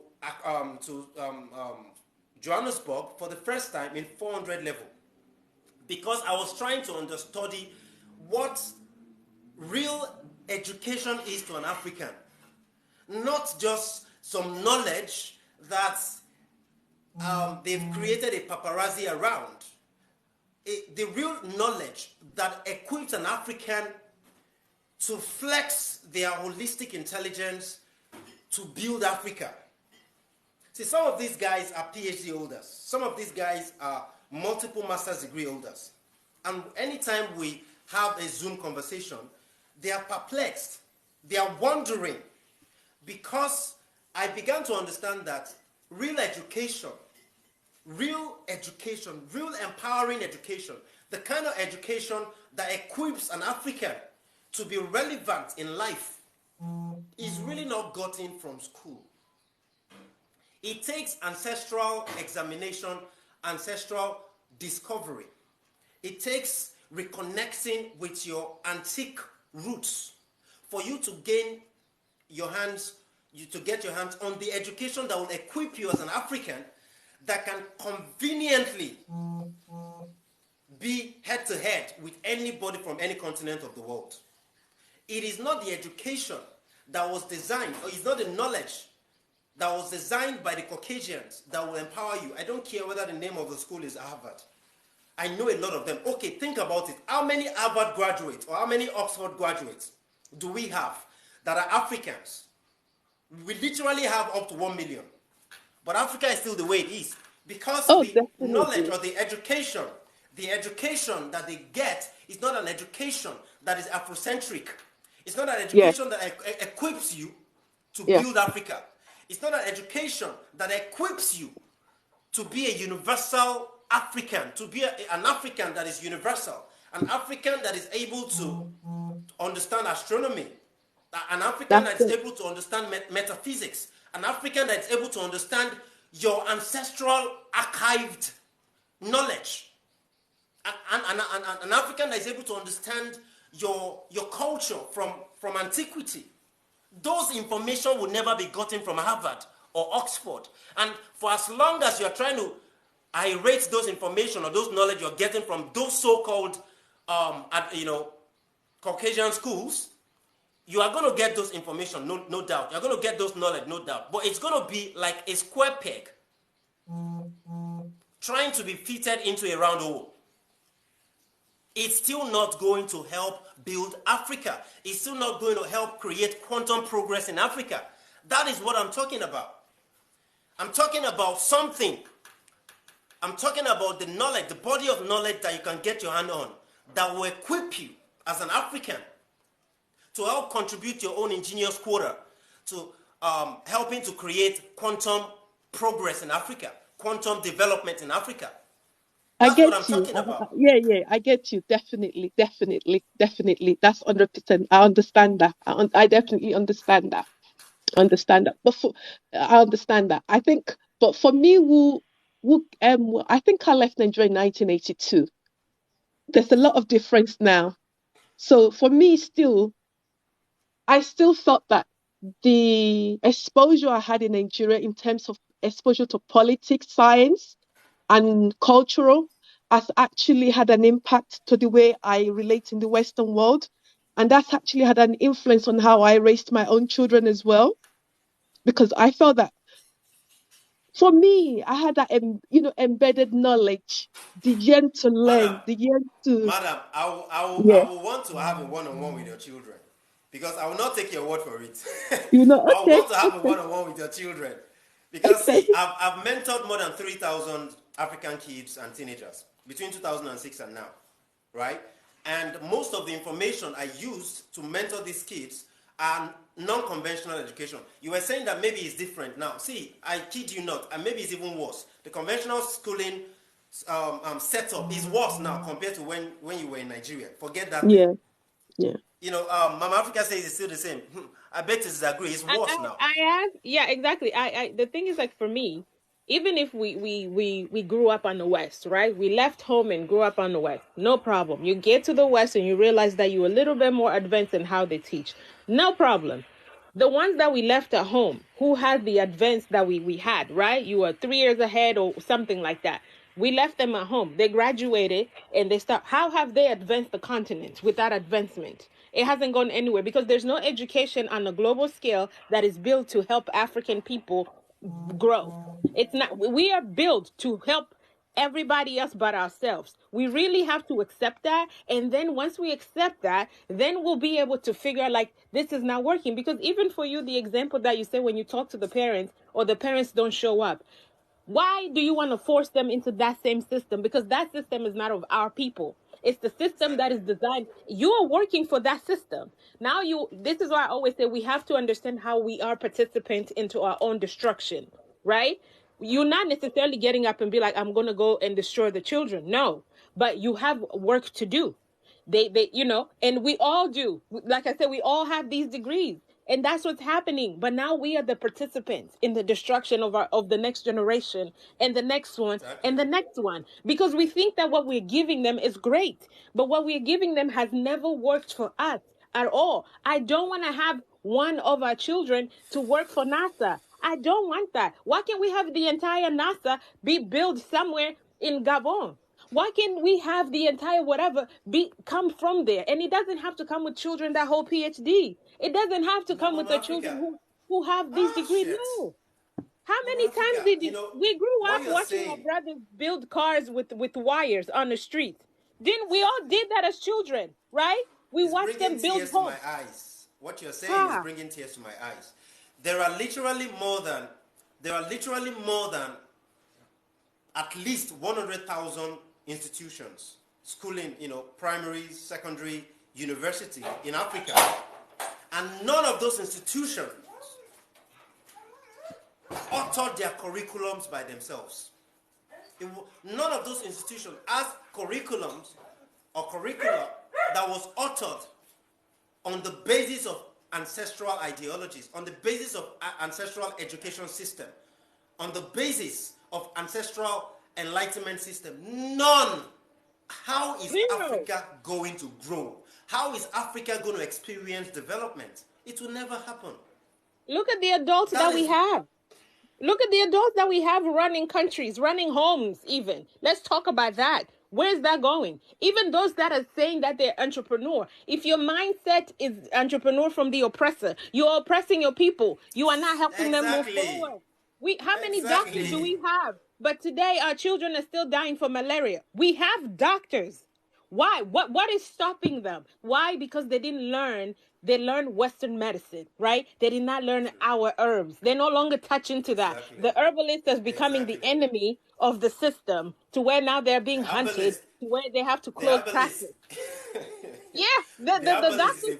Everybody had a doctor in the neighborhood. Imagine, we all knew down the street there's somebody's family that will help you cure. We grew up with those type of things. Now they don't exist anymore because they have been labeled something based on what? Based on the whatever beliefs system. And again, the politics and religion go hand in hand. They support each other, because for that doctor to be shut down, they have to call the police to shut them down, which means that the government sides of the same coin. Yes. There are actually three sides of the same coin: politics, religion, and conventional schooling. Anyways. So, once you understand that it's the same curriculum, it's the same framework, it's the same framework that powers the three, you will know not to invest your emotional consciousness into politics, religion, and conventional schooling. You will know that the moment you disconnect from them emotionally, psychologically, the only thing you're going to be finding, you're going to be stumbling upon, is ancestral information, ancestral knowledge. You're going to be stumbling upon individuals who have disconnected from these systems of disinformation. It's a lot of work. I'm really glad that this conversation went in this direction. It's a lot of work. And see, one of the things I say to our brothers and sisters is that let us not just talk on this front end. Let us collaborate at the back end. Let us collaborate at the back end, because we can talk and talk here. If we do nothing at the back end, we're not going to move the needle. We'll have only succeeded in talking for 90 minutes, talking for 2 hours, and that's where it ends. We must take the conversation to the back end. I must chat you up in the DM, and you must chat me up in the DM. I keep saying this, in every forum where serious discussions like this are had, I keep saying this, that we must take it to the back end. Mukulu Congo, welcome. Quickly share your few thoughts, and then we can end this live. Okay, Mama Africa. Yeah. No problem. Okay. Greetings, brothers and sisters. So I'm in agreement with you, because I just want to go back in few things you just said about the education. You can never trust or get an education.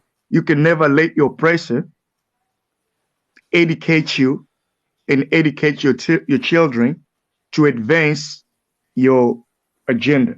So one thing as Black people, you just said, we don't understand everything those people created, university, books, the whole system, they all fixed up to suit their purpose and to advance their agenda, to keep them on top of everybody.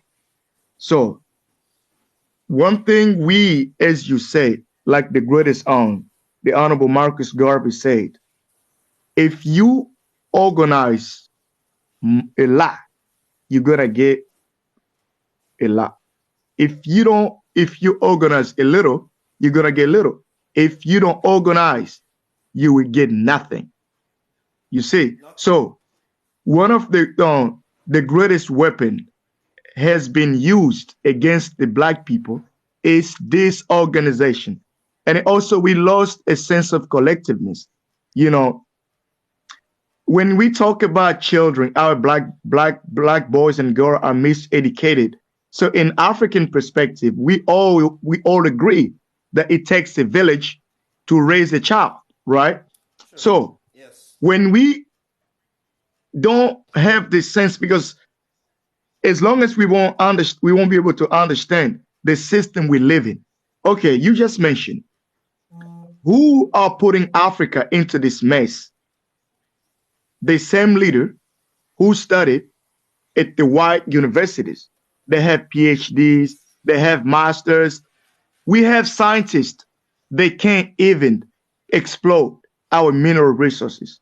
So if you discover We have coltan, scientists, we have we engineers have who cannot explore our engineers. mineral resources. They cannot explore mineral resources. They have to call the resting because the education they get, it's not to advance African development. Okay, It's what just, one it's thing just to we give them it's just to give them an illusion of education. exactly, that's exactly what they get. So we as people, I remember there was a video a lady said, we met these people. It's been almost more than 400 years ago. What have we got out of those people? Zero. Exactly. So uh, one thing I have to watch my way carefully because TikTok keep blocking me. Yeah, Uh, exactly. white people, white people will never associate themselves with black people to help us to advance our agenda. That's a delusion. So something we don't understand when it comes to white supremacy. Those people, they don't share power with anybody. They don't. Those people, they're ruthless. They can do anything to advance their agenda, to further their agenda. So one thing I always advise my brothers and sisters, we have to understand the system. So that's why it's very difficult to blame a black male or a black woman because the system we live in was designed for us to fail. So it's like you sending your black boy to a white school, so-called private school, because I heard a lot of black people say, "Oh, I'm sending my children.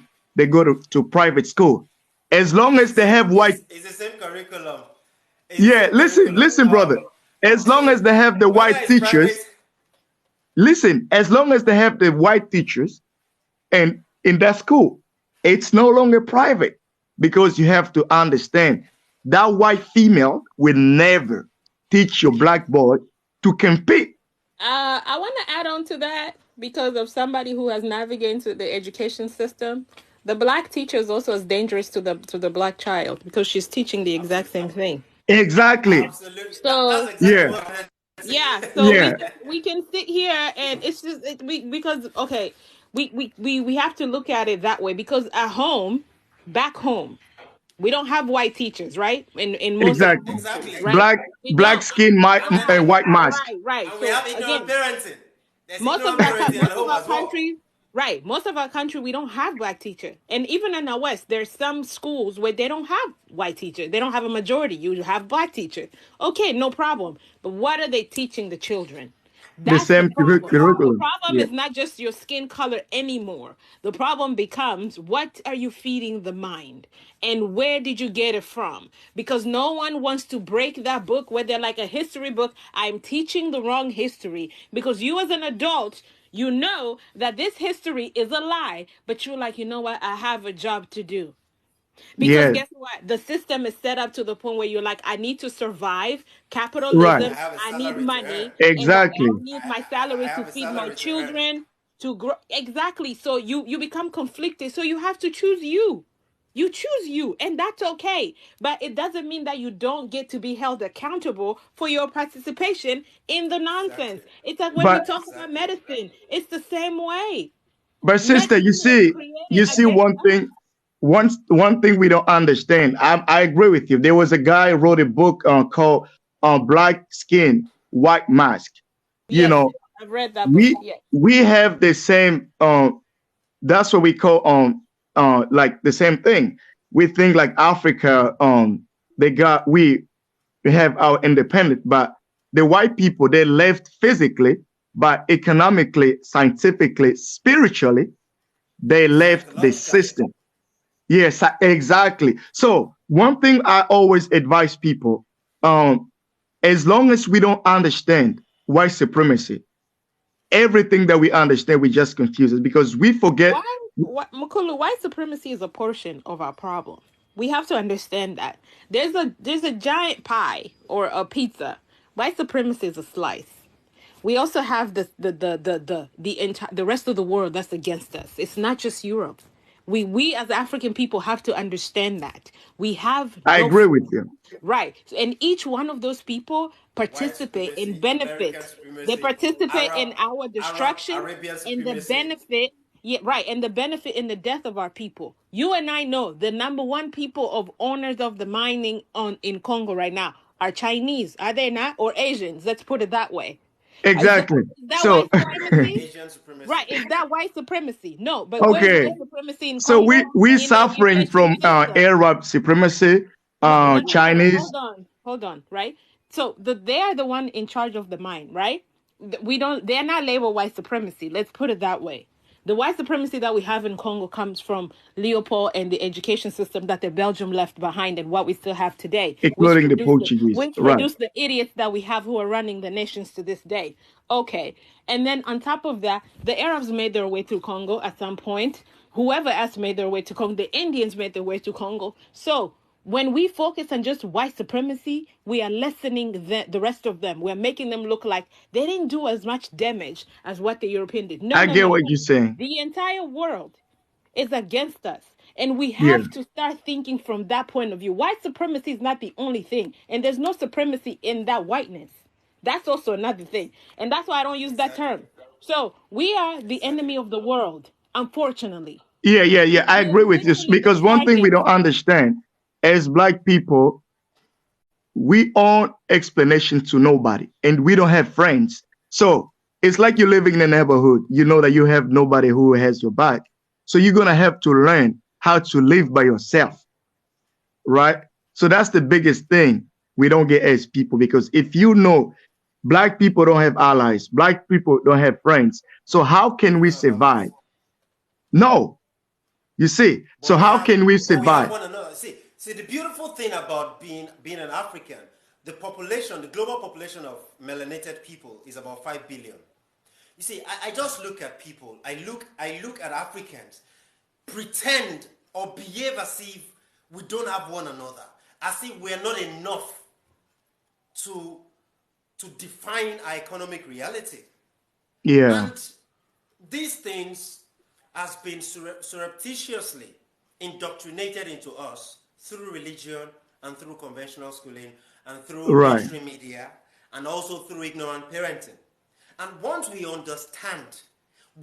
understand that we are all we have and we are all we need, it is game over for the oppressor. It is game over. Once we understand that even the economic infrastructures that we want to institute by ourselves, it is not to oppress one another. It is game over for capitalism. But you But see, brother, a lot of That's us, the a lot part. of us, That's a it. lot of us talk, a That's lot of it. us talk, a lot of Mm-hmm. us talk. Talk is cheap. Talk is very cheap. We are not going to collaborate after this talk.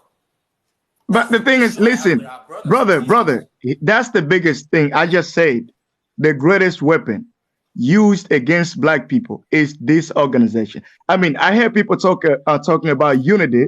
You cannot unify people without organization.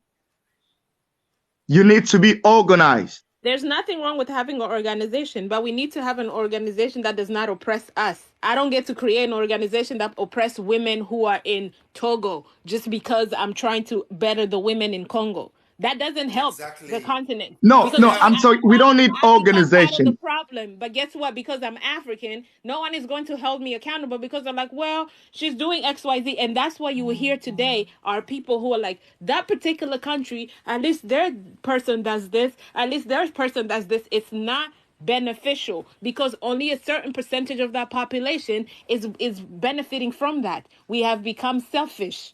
We have become like Exactly. we're no longer a community people. Everybody is I, me, I. No one is Myself. thinking. No one is thinking that I have to do this for everybody. How I behave represent my family, represent my people, my village people, the name that I carry. We don't even have shame anymore. We just walk But around doing but anything. the thing We is, don't. we have to organize. So when I say about organizing, I don't mean organization, because if we start an organization, we won't be able to succeed. I know I can further explain, but we have to, like you said, we lost the sense of collectiveness.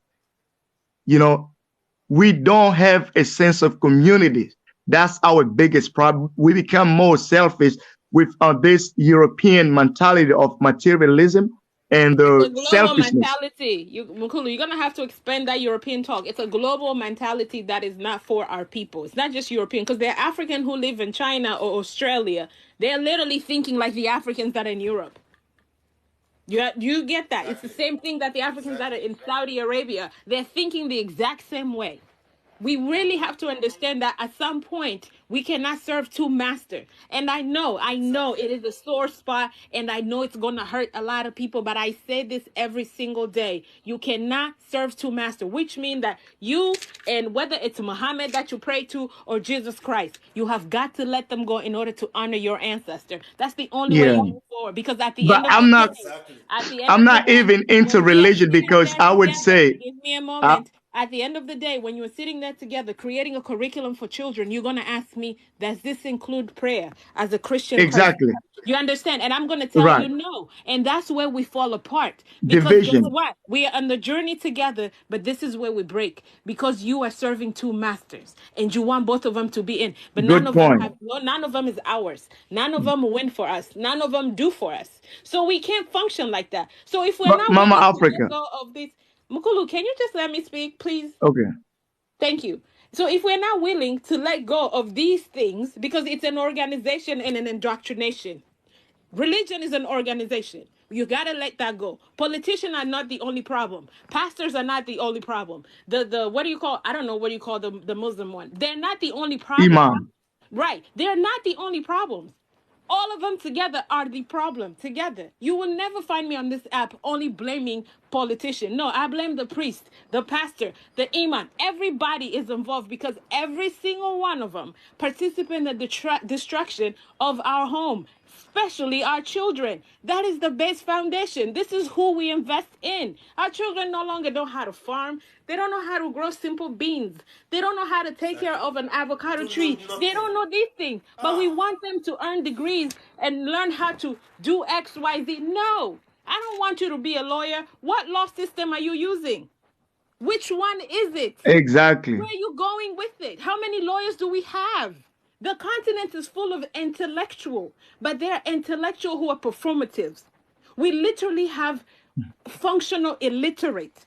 That's what we have. They have 1,000 degrees. People have multiple PhD, Functional but that illiterate. one person cannot tell you how to put a brick on top of a brick and build a house. That person, those are basic skills. Basic skills. You How to grow men your before food. before you had a How to wife. build your shelter. But Basic. because the system were all fixed up, that's the biggest problem, brother. So, Mukulu, I know this conversation you want to have it. You're gonna have to have it with a brother on the side. But today it's women speaking. If that oh, does okay, not bother okay. you, yeah. I also want, Exactly. It's March. Exactly. but It's Mama March Africa, 8th. listen, Okay, listen, it my is. beautiful queen. I was on the other No, live. I don't was call me queen. No, please. I don't have land or title. Don't do that. okay, Mama Africa, whatever name you want. Cool. So I was talking to the that's a Women's Day. I was like talking to African ladies in my community. So here's one of the biggest thing we as people, it's difficult to solve a problem if you don't even know how those problems were created. You see? Absolutely. So when we talk, we all talk. I mean, it's good to talk. I mean, we can say we understand the system, but one of the biggest thing, if you would really want to bring black people together, you have to put religion aside. You know, as you said, if I'm a Muslim, if you're a Christian, If I don't agree what the Christian believe, it will not work out. So why? Because those people, if in is Islam, they tell them you Muslim before being anything. I Exactly. You know, but Christian, Mukulu, yeah. this is the part where you have to listen. We were talking about our children, and we're trying to figure out our role as women. So this is Ah, why you okay. have to listen. Yes, we don't want to Oh, derail the it's Women's Day. conversation. Okay, I'm gonna let you Thank you start. very much. So Exactly. back to You know, back to you, this you conversation. exactly. Go You know, ahead. and the thing is, we need to understand the role, the all important role our women plays in building the future of our nation. Brother, before you continue, can you address the person in, knowledge divine is divine? How do you Maybe think you you can. can do away with Mukulu, religion? can you mute your mic, please? Mukulu, can you mute your mic? Mukulu, Oh, okay. how do you think you can do away with religion without paying with your life? What are you talking about? Listen, I denounce Christianity. I was raised in Christianity for the first 33 years of my life. I denounced Christianity publicly on Facebook in 2018, 2019. I did a whole campaign, an anti-religion campaign. I am African campaign for a whole year. You know, a lot of people blocked me. A lot of people sent me threats. I said, if they burn you well, come and show me your power. You know. See, once you reconnect with your ancestry, once you understand the source of your identity, the source of your existence. See, most of those people that blocked me in 2018, 2019 have sent me friend requests because they now realize that I was saying the truth. Those of them that were blocking me in 2018, 2019, in 2021, in 2020, 2021, they began to send me friend requests again. You see, because they now know that this one is not somebody who is just floating on some ideology that he just came about. I began my personal discovery journey in 2004. I denounced Christianity in 2018, meaning that I'd been on my personal discovery journey for 14 years before I was able to gain the knowledge and the courage to abandon this alien ideology called religion. Somebody Okay. like me, Mm-hmm. because of my courage and because of the audacity of the display of my ancestral data, ancestral knowledge, ancestral information for the past 4 years, more than 100 people on a personal note have denounced religion. And a lot of them have now kickstarted their personal discovery journey. Now, I know that this is not something that is easy for most people to do. But if you are saying that, if you're asking the question, how did he even ask the question? If you're asking that, how do you think you can do away with religion without paying with your life? They have Can indoctrinated I you to think that you have to pay with your can I life. explain what I mean? Can I explain what Yes, I mean, go brother? ahead and explain what you mean. Also, Mukulu, Go not ahead. Mukulu, but Seun, can you stop bringing me men up here, please? What is Exactly. this? What is going on here? Exactly. It's for women. So But It's yes, for you women. can ask the Okay, guys. question, Okay, we'll guys. answer it, and Mukulu, then bye we bye. rotate. Mukulu, bye bye. but Bye Stop bye. touching me.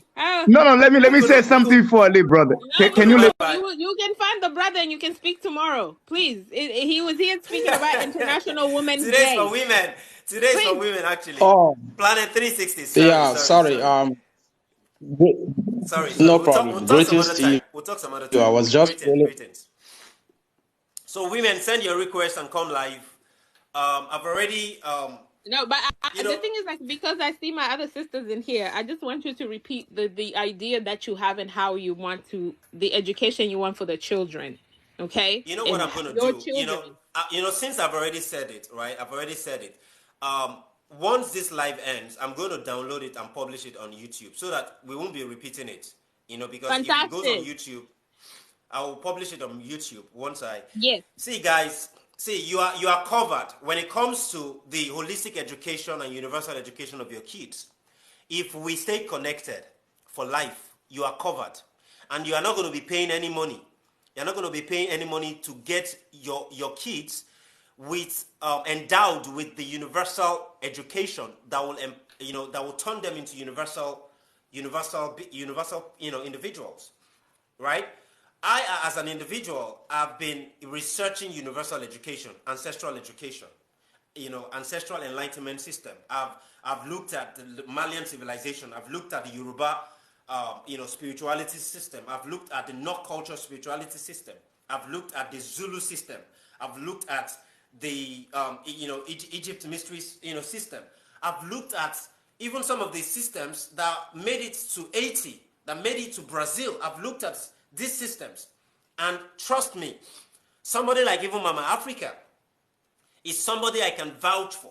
If we stay together and we actually cultivate relationship with one another and we build community, there is no way our children will need conventional schooling for them to acquire universal education.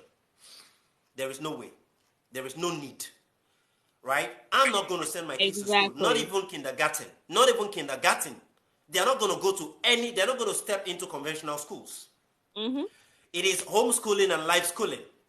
Yes. And my friends are going to participate in their schooling, and I'm going to participate in the schooling of their kids as well. And everybody in this life, I'm going to participate in the schooling of your children if we take this relationship to the next level, if we take this relationship to beyond this TikTok life. I will. As in, I've been doing it, I've demonstrated it. 2006 to now is what? I've demonstrated it for 17 years. I'm not going to stop tomorrow. Children of people who don't have any relationship, blood relationship with me, I offered myself to the point where I was in a very, very terrible economic hole because I was not giving attention to my business as I ought to. I was giving more attention to mentoring children, mentoring teenagers. But a lot of those young people are standing on their own psychological feet. They're standing on their own economic feet. They're standing on their own mental, spiritual feet. And they are cultivating more robust psychological consciousness, emotional consciousness, spiritual consciousness, entrepreneurial consciousness that is not tailor-made at par with capitalism. I'm an entrepreneur, but it's not the capitalistic entrepreneurship. It's not the capitalistic entrepreneurship. It's patterned at par with the ancestral entrepreneurial system that existed, that built all the civilizations in anywhere in Africa, and that built all the civilizations in anywhere on the planet where Africans had presence, dominant presence, whether it's Australia, whether it's Brazil, whether it's Haiti, whether it is the United Kingdom, Europe, whether it's North America, whether it is the Middle East, anywhere Africans had global presence. The universal enlightenment system that was used to build all the architectural structures, the universities, the museums, the temples, right? All this information, we have it. I don't have all of them. Mama Africa has some of them. Winnie P has some of them. We are going to proactively help to put this information into our children. Introduce this information to our children. Don't forget, our children are the latest version of our ancestors. And so they were born with the souls that had the coding of the ancestral data in their DNA. Our job is to offer them the keys to decoding those information. And by virtue of who we are, by virtue of how much we have invested into getting our hands on this information, we make it very easy for them to get this information as well and to grow on the basis of this information and not on the basis of the information that the enemy designed, for our children to be dumped down with. So I've in the past 10 years, I've been trying to come up with a curriculum, and I've successfully come up with a homeschooling and life schooling curriculum that I've introduced to a couple of people already. Folks who are courageous enough to want to homeschool their kids, homeschool and life school their kids.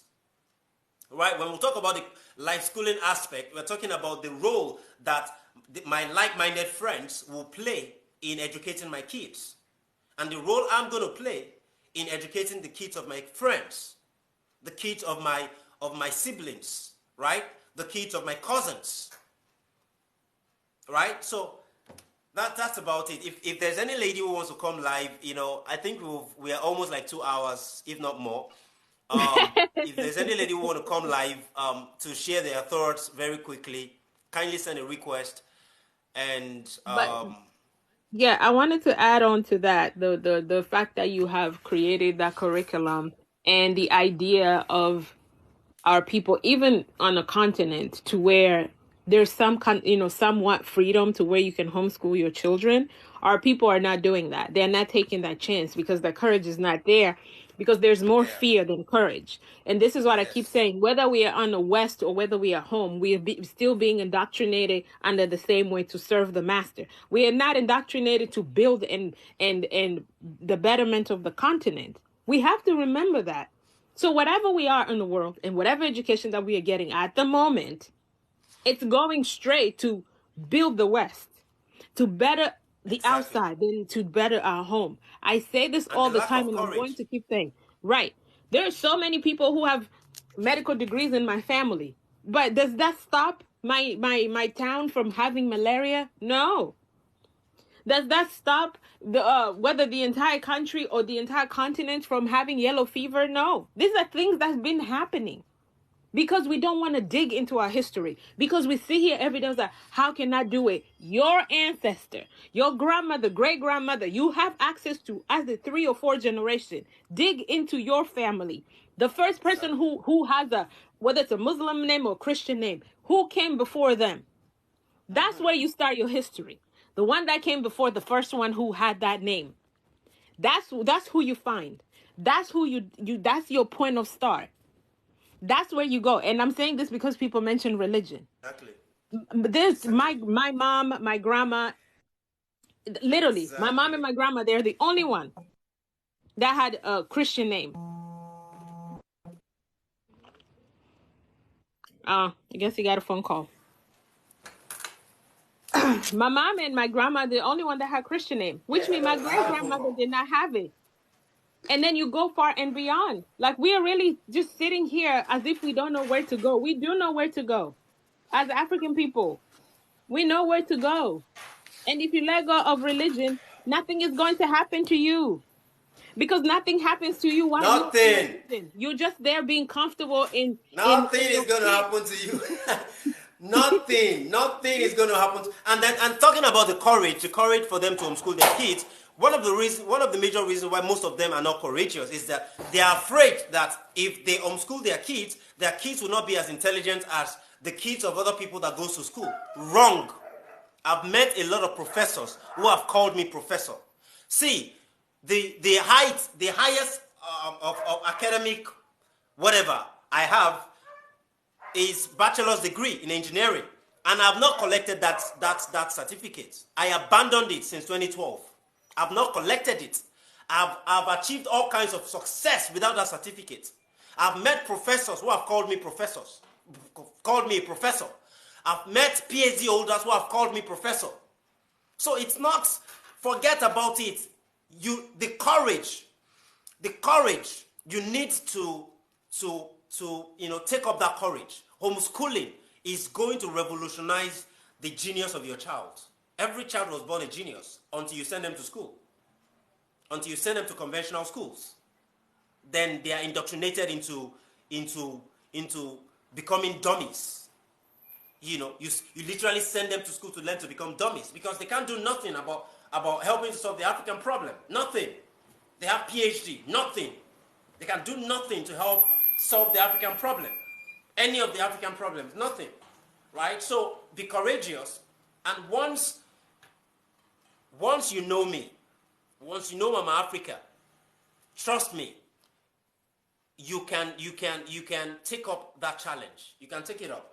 And you literally can equip your kids to the point where they can become anything they want to become on the back of this homeschooling and life schooling curriculum. So does Yeah, anybody want to come live? Does I'm anybody up want to come here. live? You want more people. You want more voices. My voice is not enough. Ah, okay. Yeah, I'll leave and No, go. no, we've really, we've been, we've enjoyed your hours, minutes, several minutes of enlightening us.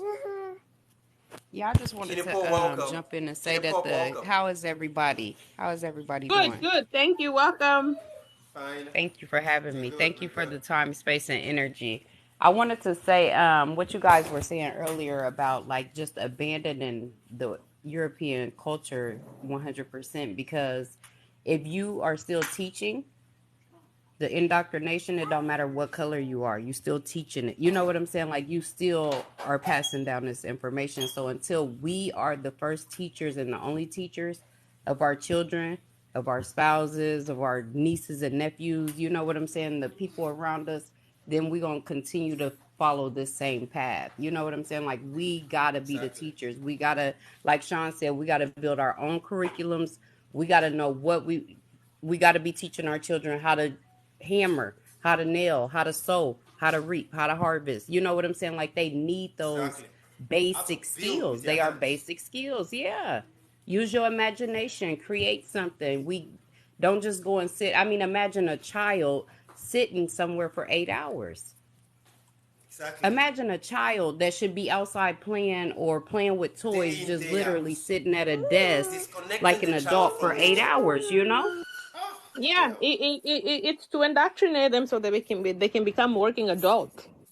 So you Exactly. you already got used to the system. So Yeah. it's not a hard concept for you to think that I can be in the cubicle for 8 hours. I did in That's what class. I'm saying. That's But what I it mean, is. imagine training a child. Like when I was a child, I was outside playing in dirt until I was 12 years old. I didn't know nothing but outside nature. You know what I'm saying? So to Exactly. see children who are sitting and not speaking until they are spoken to, raising their hand, like nothing about that is teaching them how to They are use their literally own just self, just you trying to know? raise dummies.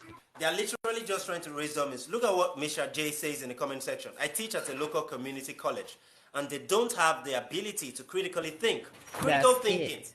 Critical Critical thinking. thinking That's it. is That's what I'm so saying. missing I amongst our mean, no kids. critical. Everything has to be told. Like I gotta tell you to do this. I gotta tell you to like every single step. I gotta tell you. You can't even critically think. What is the next step? I got a 2-year-old grandson that if he sees me with a drill, he knows which room to go in, which toy box to look in to get the toy that matches my toy at 2 years old. You understand what I'm saying? So they are born geniuses. We just Yeah. have to nurture. We don't have to do anything but nurture and grow what's inside of them. And that's it. Even from the beginning, see, in my curriculum, the first 2 years of a child's life, you are not supposed to teach that child anything. You're only supposed to observe the child. You're supposed to observe the child on the basis of the coding of that child's DNA. Don't forget that child is the latest version of your ancestors. So that child came with some information, some ancestral information. So you're not supposed to even be a teacher per se. You're first supposed to observe that child.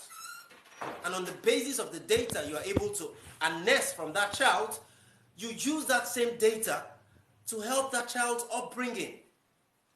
Yeah, You know? watch what they good at. You know, just watch, let them show you what they're good at, you know? Just through observation. Like I can watch this baby, he had a screwdriver and he was working on a wheel and he went back and got a ratchet because he knew that he needed something circular to go around that nut. A 2-year old. You understand what? And I didn't tell him go get this. You need he is knowing on his own and I'm just observing like, man, this baby really knows tools and everything without ever being told, without Exactly. ever Most being And especially told. African So kids. me, Most what especially I if African did, children. what I did Every to African get to child was born a go through the genius. licensing, the steps I took to become licensed to teach at home, you know, because people say you can't do it. Yeah, you got to go through certain classes and you got to take certain courses, but the sacrifice of being able to teach my child, my grandchildren, my nieces, my nephews, the children in my community, what I know and what my grandmother gave me versus sending them somewhere and letting them sit for 8 hours and be taught somebody who don't know nothing about where they coming from, that sacrifice is just worth it to me, you know? It's just really worth it. Absolutely. It is Absolutely. that in the I think there's a book called The Genius of a Black Child or African Child by Dr. Amos Wilson. He does Okay. mention that. He does mention that from birth we are supposed to watch our children. These milestones that are created by pediatrician and the system. It is also part of stunting our children's growth because they don't move based on the milestone that is created by the oppressor. They move on their Exactly. own. So your child is literally a return of an ancestor.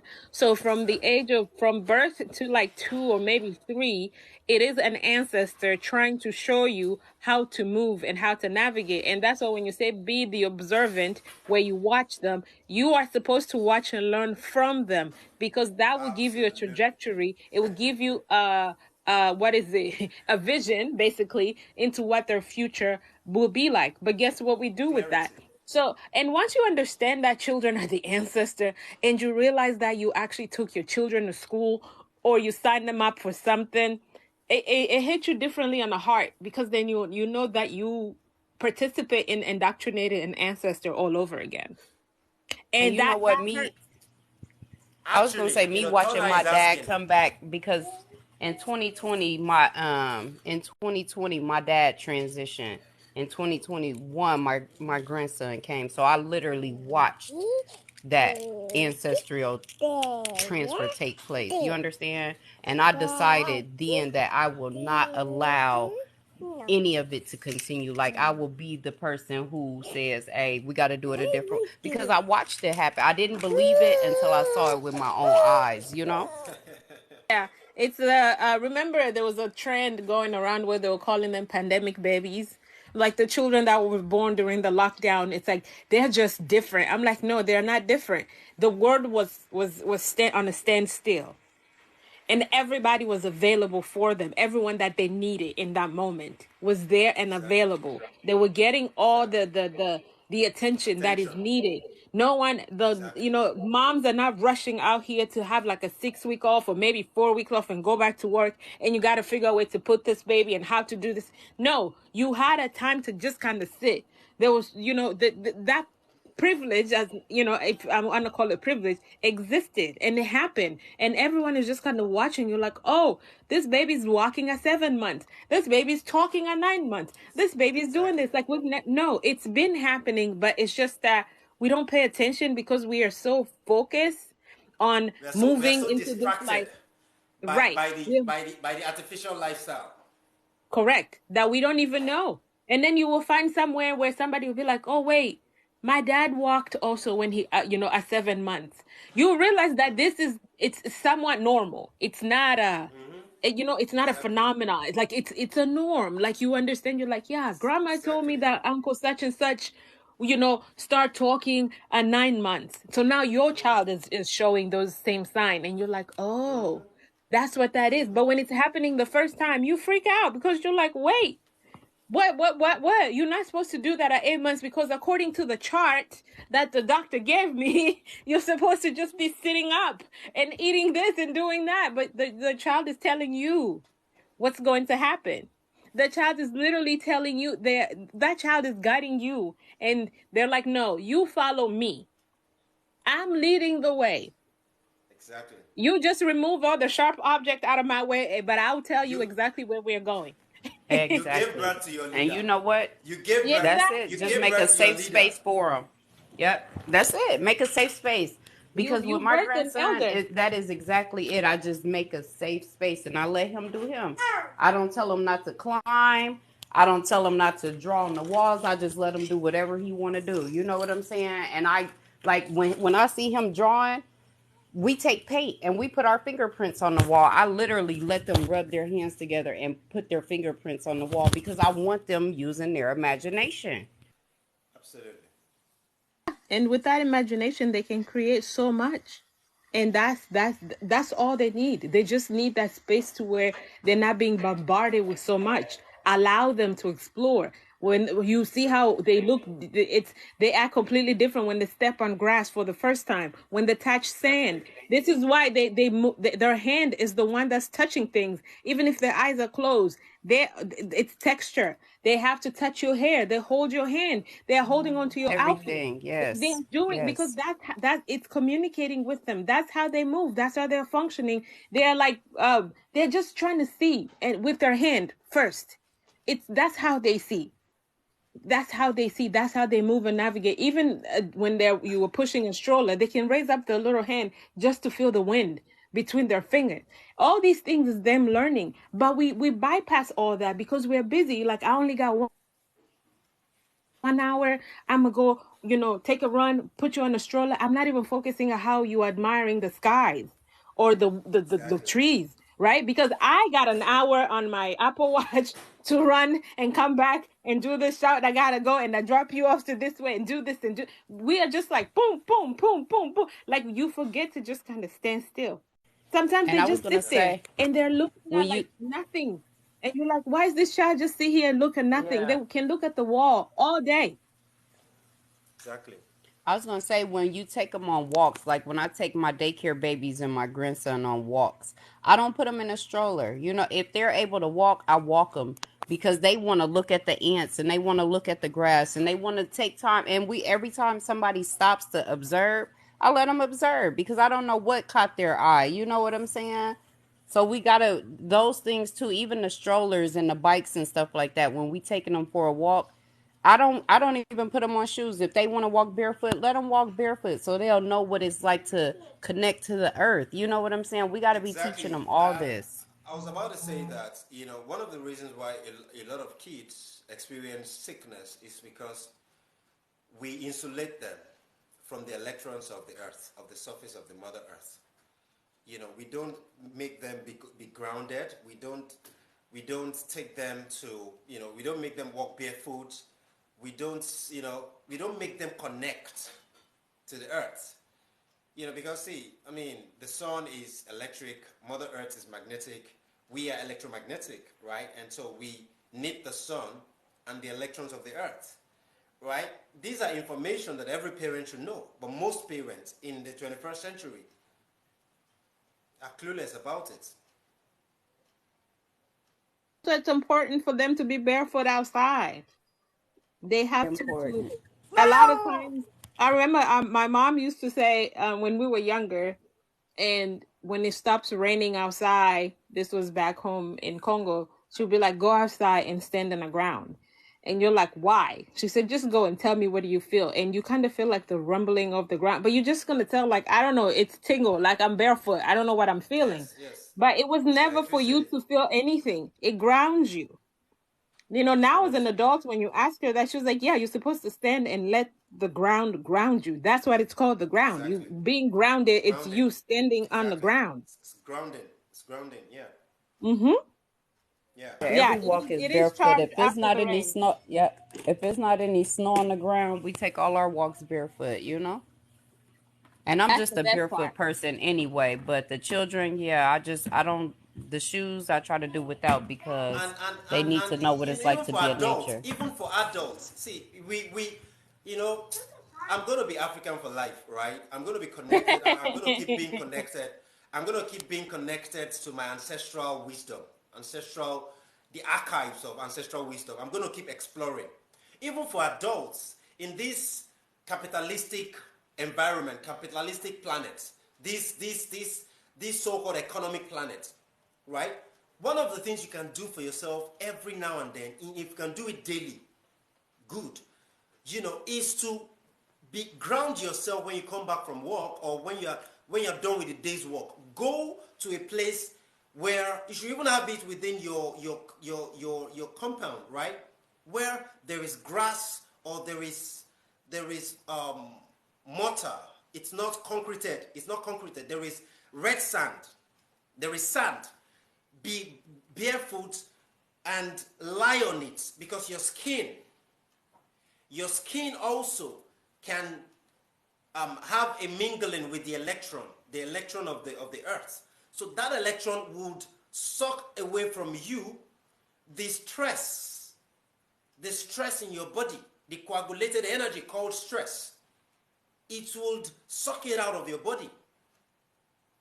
Grounding is very powerful. Grounding is very ancient. And once you understand it, once you understand that the Caucasians deliberately designed a rubber sole shoe to insulate you from this electromagnetism that is supposed to be your daily source of power, right? And even the clothes, a lot of the clothes I will put on insulates us from the electricity of the sun. The shoes insulate us from the magnetism of the earth. Hence, we are cheating ourselves if we are not proactively reconnecting through grounding, through sun gazing, sun bathing. You know, these are sources of power, natural sources of power. And if you as an individual and an African, you don't have this information, you're cheating yourself. You're cheating yourself. You literally don't have to fall sick for the rest of your life if you take advantage of grounding. You literally don't have to fall sick anymore. You know? But anyways, I was gonna say it's the shoes, you know, the clothes that we wear, the cars that we drive, the buildings that we sit in when we go to work. Everything is designed to keep us from nature, and we got to see that. You know, when you take a 2-hour commute to work and from work, and then you sit in a building for 8 hours, that's like 10 to 16 hours anywhere from, you know, that's all that time you spend away from nature. So it's a lot of it, but you got to get You back go to into it work though. at 5 a.m., you come back at 7 p.m., you didn't get no sun. No Zero. sun, no sun, Zero. literally no You sun can't. at all. day You in, got day no, out, and you week in, wondering week why out, you down. month in, month Yeah, out, yeah, year in, year out. yes, yes, Yeah, Beautiful Vision says yeah. even our clothes is low vibrational. Exactly. Wool. Wool is the best clothes we should wear. It's electric. It's an electrical conductor. Your air is a semi-electric conductor. When I see men scraping their air, you know, I just feel these people don't have they don't have knowledge. Your air, if not just on your head and any part air grows in your body. It is a semiconductor, semi-electrical conductor, because your body is an electrical temple. And when we talk about power, we're talking about electrical power, bioelectric power. We're talking about power from the sun. We're talking about power from Mother Earth. And But we've been taught you're that. intermingling with these natural sources of Hmm. power is how you as an individual emits, you know, access that power and then emit it, maybe to other human beings or to even animals or to even trees. And trees as well emit, you know, exchange power with you, electric power or electrical power, whatever the English, whatever the grammar, right? So it's pretty important that we understand these things, and Yeah, I you was know, gonna this say that was information are something not that taught I in school. recently learned too, about the shaving, because so we've been taught that it's not sexy if you got hair all over your body, not knowing that when you shave, you cutting off your connection, you know. So it's a lot of things Exactly. that's been taught to separate us that we just don't know. We don't Your know air until we know, is you know. is an antenna. You are able to tap into certain information. You are able to download information. As a matter of fact, you know. So you know, so much information that our You people know, need to get their hands on. last Sunday, was it Sunday? Yes, I attended a seminar with one of a spiritual mother, and she was mentioning an example. You just said that the hair is an antenna, and it reminded me of something. It was like there's no other group of people who, if you pull their hair, they bleed. It's only us, because the way it coils to our scalp, it also coils to our brain. So our Exactly. hair is just connected to more than just our scalp. If you Exactly. pull out one strand of hair or Exactly. even two for hours, chances are you're going to bleed. You're going to feel Exactly. it. But another Exactly. person who is not us, if you pull their hair, they're probably not even going to feel it. They're not going to Exactly. know, because their hair is just, it's a surface level. Ours Exactly. coils around our brain. And these are the Exactly. things that these are the information that you're not going to learn in school, even as a scientist. You can have a PhD in science, but they're not going to teach you that part. But this is something that the elder in Even the the science is neighborhood fake can tell science. you. Even the science Yeah. is fake science. But Fake guess science, what? biology, fake science, chemistry, fake science, You know physics, fake what? science. I think I was on my fourth degree when I realized that enough had been enough. Like it don't no more of this. You know what I'm saying? Because like the goddess said, or like the when she spoke earlier and she said like your all your plaques be in your dad room on the wall. And you still looking around like, okay, now what am I supposed to do? I went and got all this education and I still don't have a basic foundation of where I'm supposed to go next, you know? Now you're lost. And not only that, everywhere you apply, they're like, no, we cannot hire you because You're you're a lost. black You are woman. lost. You are lost and more confused than you started. Imagine that. When you started, I mean, imagine that. Lost and more confused than where you started. So when my daughter was telling me like she didn't want to go to school, at first I had a hard time dealing with it because I'm like, well, you got to have an education. But I realized that this is the same education that you are saying does no good for us. So why are you forcing her to be a part of something that you said was no good? You know, and that's when I went into becoming certified and licensed to be able to just teach from home. Like, hey, we can't do it. We can't participate no more, you know? And you know what You know. this You know. does? You know. It brings up the conversation of representation. And I always say this, it begins at home, right? I don't look for the outside world to represent anything when it come down to my children or any child that I have access to. It begins at home. I'm the representation of the black children that I have in front of me, right? And you just mentioned that your daughter's like, I don't want to go to school. You're like, but you need an education. But you yourself, you're like, but I have X however many degrees.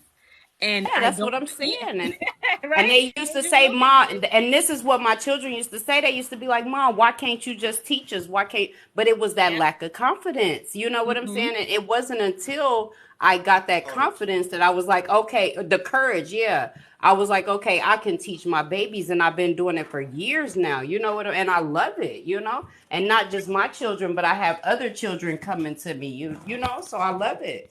And that's it. You It's gotta do that literally it. courage. You gotta step out on that courage thing, you know? That's exactly it. And that's the sad part is the only way we think about education. And because we are also indoctrinated, and this is why the colonization has to happen every day. There's no like you don't it's not a 60-day diet plan. No, it's an everyday thing. We've been indoctrinated even through our DNA. So we're gonna have to get rid of that. It's gonna take time. It takes a lot of work. DNA So detoxification. We need DNA detoxification. That's it. DNA yeah, detoxification. Yes, we exactly. It need takes a that. lot of Yes. work. So a Yes. lot of people will be like, "Oh, I've only, I did this for 5 years. I studied this. Now all of a sudden, you're not done. You Yeah. No, can't you be gotta You're done." keep not doing this done. forever. Yeah, it's forever. It's The forever. beautiful thing is that you Yeah. have people like us. So you have people like us to offer you some kind of systemic support, some kind of support system, some kind of moral support, some kind of spiritual support. That is the thing. That is the thing.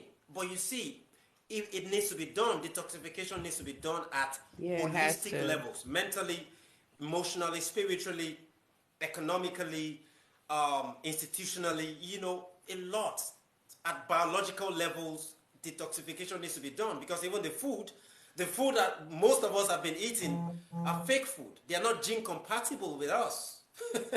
Yeah, we just A we lot of just work we to be just done. out here just this is why I keep saying we are on survival mode. But we think that even and it's sad that we can look at ourselves and be like we're succeeding. How do you succeed in survival mode? Do you understand how Exactly. insane that is, right? Exactly. It's So pure so insanity insane. for us to be like we're succeeding. How are we succeeding in survival mode? You can't succeed under oppression. That doesn't Exactly. make sense. That doesn't make sense at all. Oh. And it's not until you come out of survival mode that you can even see. Like as long as you're in survival mode, you can't even really see a vision for the future, you know? Because you're trying to figure out how to survive. That's why I Exactly. no longer argue. That's why I no longer argue with Christians and Muslims. For as long as they're Thank Christians, they're you. in that Look box. at you. Thank They're in you. that box. They are not going to see. They are not going to You listen know to when you. I They're not gave going that to have up? the capacity. I gave that up about like maybe 12 years ago. I don't even debate. I don't do debate. I don't, because I'm always trying to figure out, especially when people want to debate, like, well, if Africa was to let go of the, let's say, example, the political system that the master left behind, right? What are we going to do? We're just going to be running around like savages. And I'm sitting there, I'm like, so you have no faith in yourself or your own people. And you think that you and the I now going to sit here and debate and try to the animal quantify kingdom, African. Hey, the animal kingdom, do they have a political system? Are they ask them. savages? Ask them tell you. Are they Yeah, that's fear. savages? That's what I'm saying. But that's what fear does, though. Fear teaches How you, much and the more? whole system. You know, when we talk about the system that we're under, fear teach the system. The entire system is based on fear. Once you leave fear, then the system falls apart for you anyway. Once you're not fearful of dying, and you're not fearful of failing, and you're not fearful of not being successful or not being validated or not being seen as this intellectual person. Once you lose all the fears of the outside, then nothing can stop you anyway. You know, you realize who you Goddess, really are. let me interject you a little bit. Goddess says my son is telling me that school is not for him. He's 8 years old. I would love to homeschool him. Okay, Goddess, reach out to me. I would love to be a part of homeschooling your son. Yeah, reach out to There me you too, go. because I Reach would out to too. him and reach Please reach out to out. Kenny Yes, Post. So they yes. will help you. They will help you Yeah. navigate that. So you have that support already. And Uh I've already messaged you too, Sean, because I want to implement, like, I want to go over your curriculum too to see how I can implement it into what I have here. You know what I'm saying? We there got you to go. collaborate. We There have you to go. collaborate. Look at us moving. That's it. That's all it takes. It takes a simple ask and see and then try and use it. Like at this point, what do we have to lose? Nothing, Exactly. nothing. That's why I'm like, even We if have I try it and everything it to don't work, gain. what We can I? have Yeah, we got everything to everything to gain. gain. Everything, everything. We have everything to gain. Everything. Thank you, Jay Baby, for the gifts. Thank you everybody for all the gifts. This has been a very, very, very, very productive conversation. I'm going to download it and upload it on my YouTube so you can, for those of you who joined late, you can, it's more than 2 hours now. So there's a lot of gems in this Yeah, make live sure you broadcast. send it to me too because I want to have a copy. Make sure you send it to me. I definitely want to have it. I definitely want to Yeah, have Abby, it's more the if it's more beginning than of two it. hours, Yep. no problem. We will be able to share. We can always share the portions of it whenever it's convenient. Now this app you can do a 10-minute videos and things like that. You just share. You never know who's going to need it. That's also another thing. We Exactly. really have to start sharing information. We can't just not share information. Yeah, We can no be selfish with gatekeeping. it. No Yeah. gatekeeping. Because the more we share, the more we all grow. You know what I'm saying? If I have Yeah. something that's been useful to me and you looking for like a missing piece, like you got everything put together, but you just need this one piece, that thing I share with you could be the game changer for you. So no Exactly. gatekeeping. We sharing everything, you Exactly. know? With our Exactly. people, no, we definitely don't Without, gatekeep. If I have no, strangers, I no thank you. They have to pay for that information. But our people, you exactly. can have it. Exactly. No gatekeeping for our people. But you're going to pay through your nose if you're not one of us. You're going to pay through your Absolutely. nose. Absolutely, You're going because to pay through your it's nose. yeah, it's really something that we have to understand. And I always say this, and even before I read our history, before I even understood much about children or anything like that, I always knew that the best investment for an African person to do, it has to be in the younger generation. If you don't put Absolutely. anything in that Has generation, to be. then we don't have a future. It's not It me, I'm has me, to already, be. me, me, me. I'm It has already to be putting, them. I'm already putting some money into some trust. I'm starting my foundation. And I'm going to be clocking 40 in 2025. So I'm starting my Excuse foundation. me. Excuse me, 40 is around the corner. Who said you look 40? Sorry. I'm starting my foundation, Show Ambassador Foundation, from 2025, and I'm already talking to some Afrocentric millionaires to donate. And I want to try to raise 1 billion naira. And I'm personally I'm trying to raise 100 million, as my own personal contribution. And the first project that we're going to be powering is a project called GREED, acronym GREED, G-R-E-E-D, Grassroots Education and Entrepreneurship Development. Well, our focus is West Africa for now, but I'm happy to collaborate with leaders in East Africa, South Africa, and North Africa, who might be interested in adopting the framework. But my focus is actually West Africa, to educate and empower the African child, from before the clock 10, and the teenagers on ancestral information, real entrepreneurial information that is not capitalistic in nature, and we'll be able to do a lot,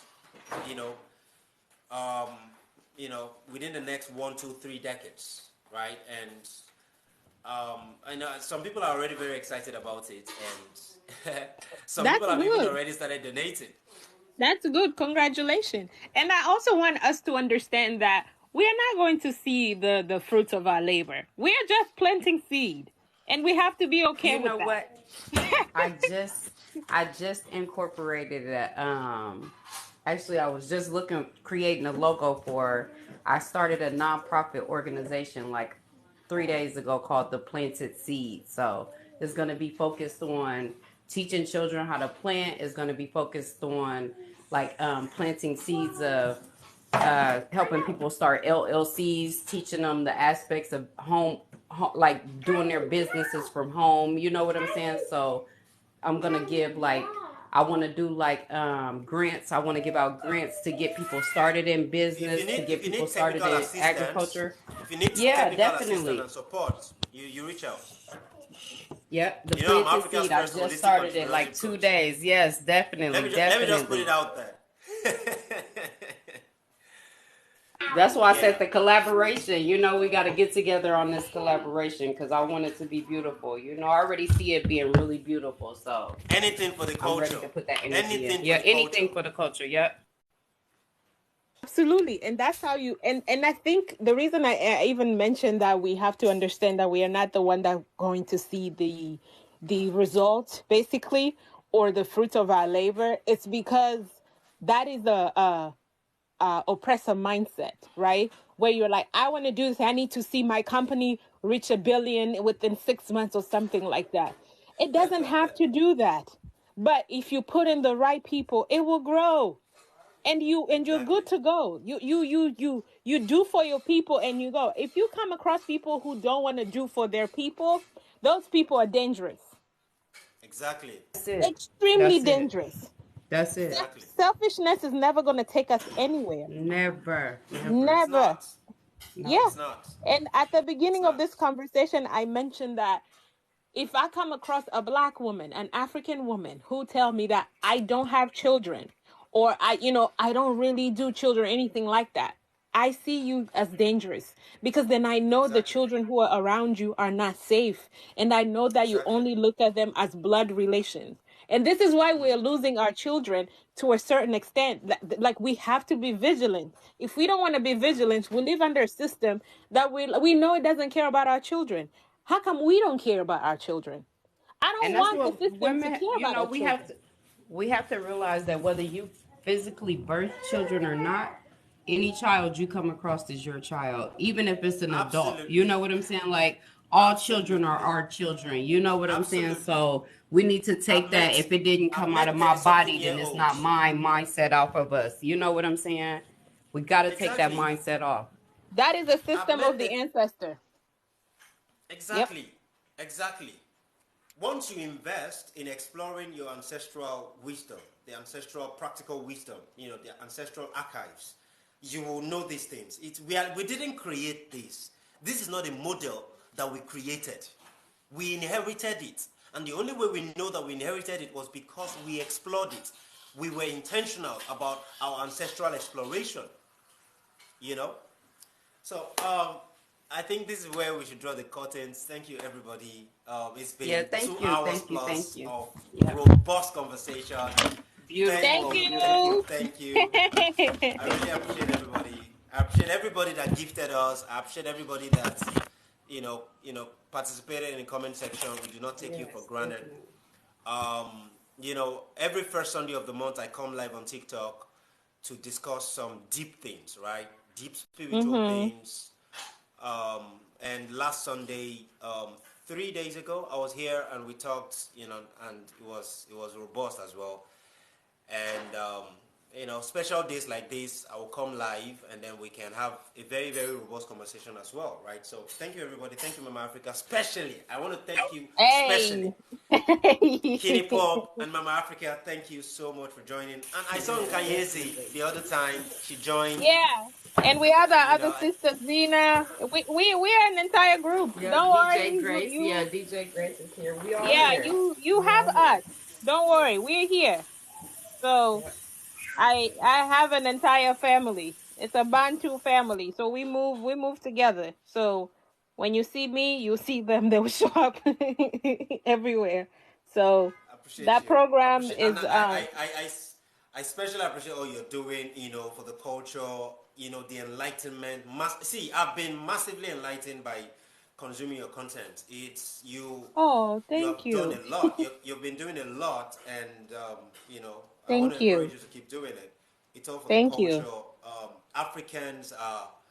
See, they Africans are gods, literally speaking. They have godlike intelligences, godlike geniuses, and the systems of corruption is only designed to dump down on those traits, on those universal traits. And I like what you're doing, and I know that a lot of Africans have been enlightened via the consumption of your content, and I'm sure that they are grateful, and I'm also grateful on their behalf.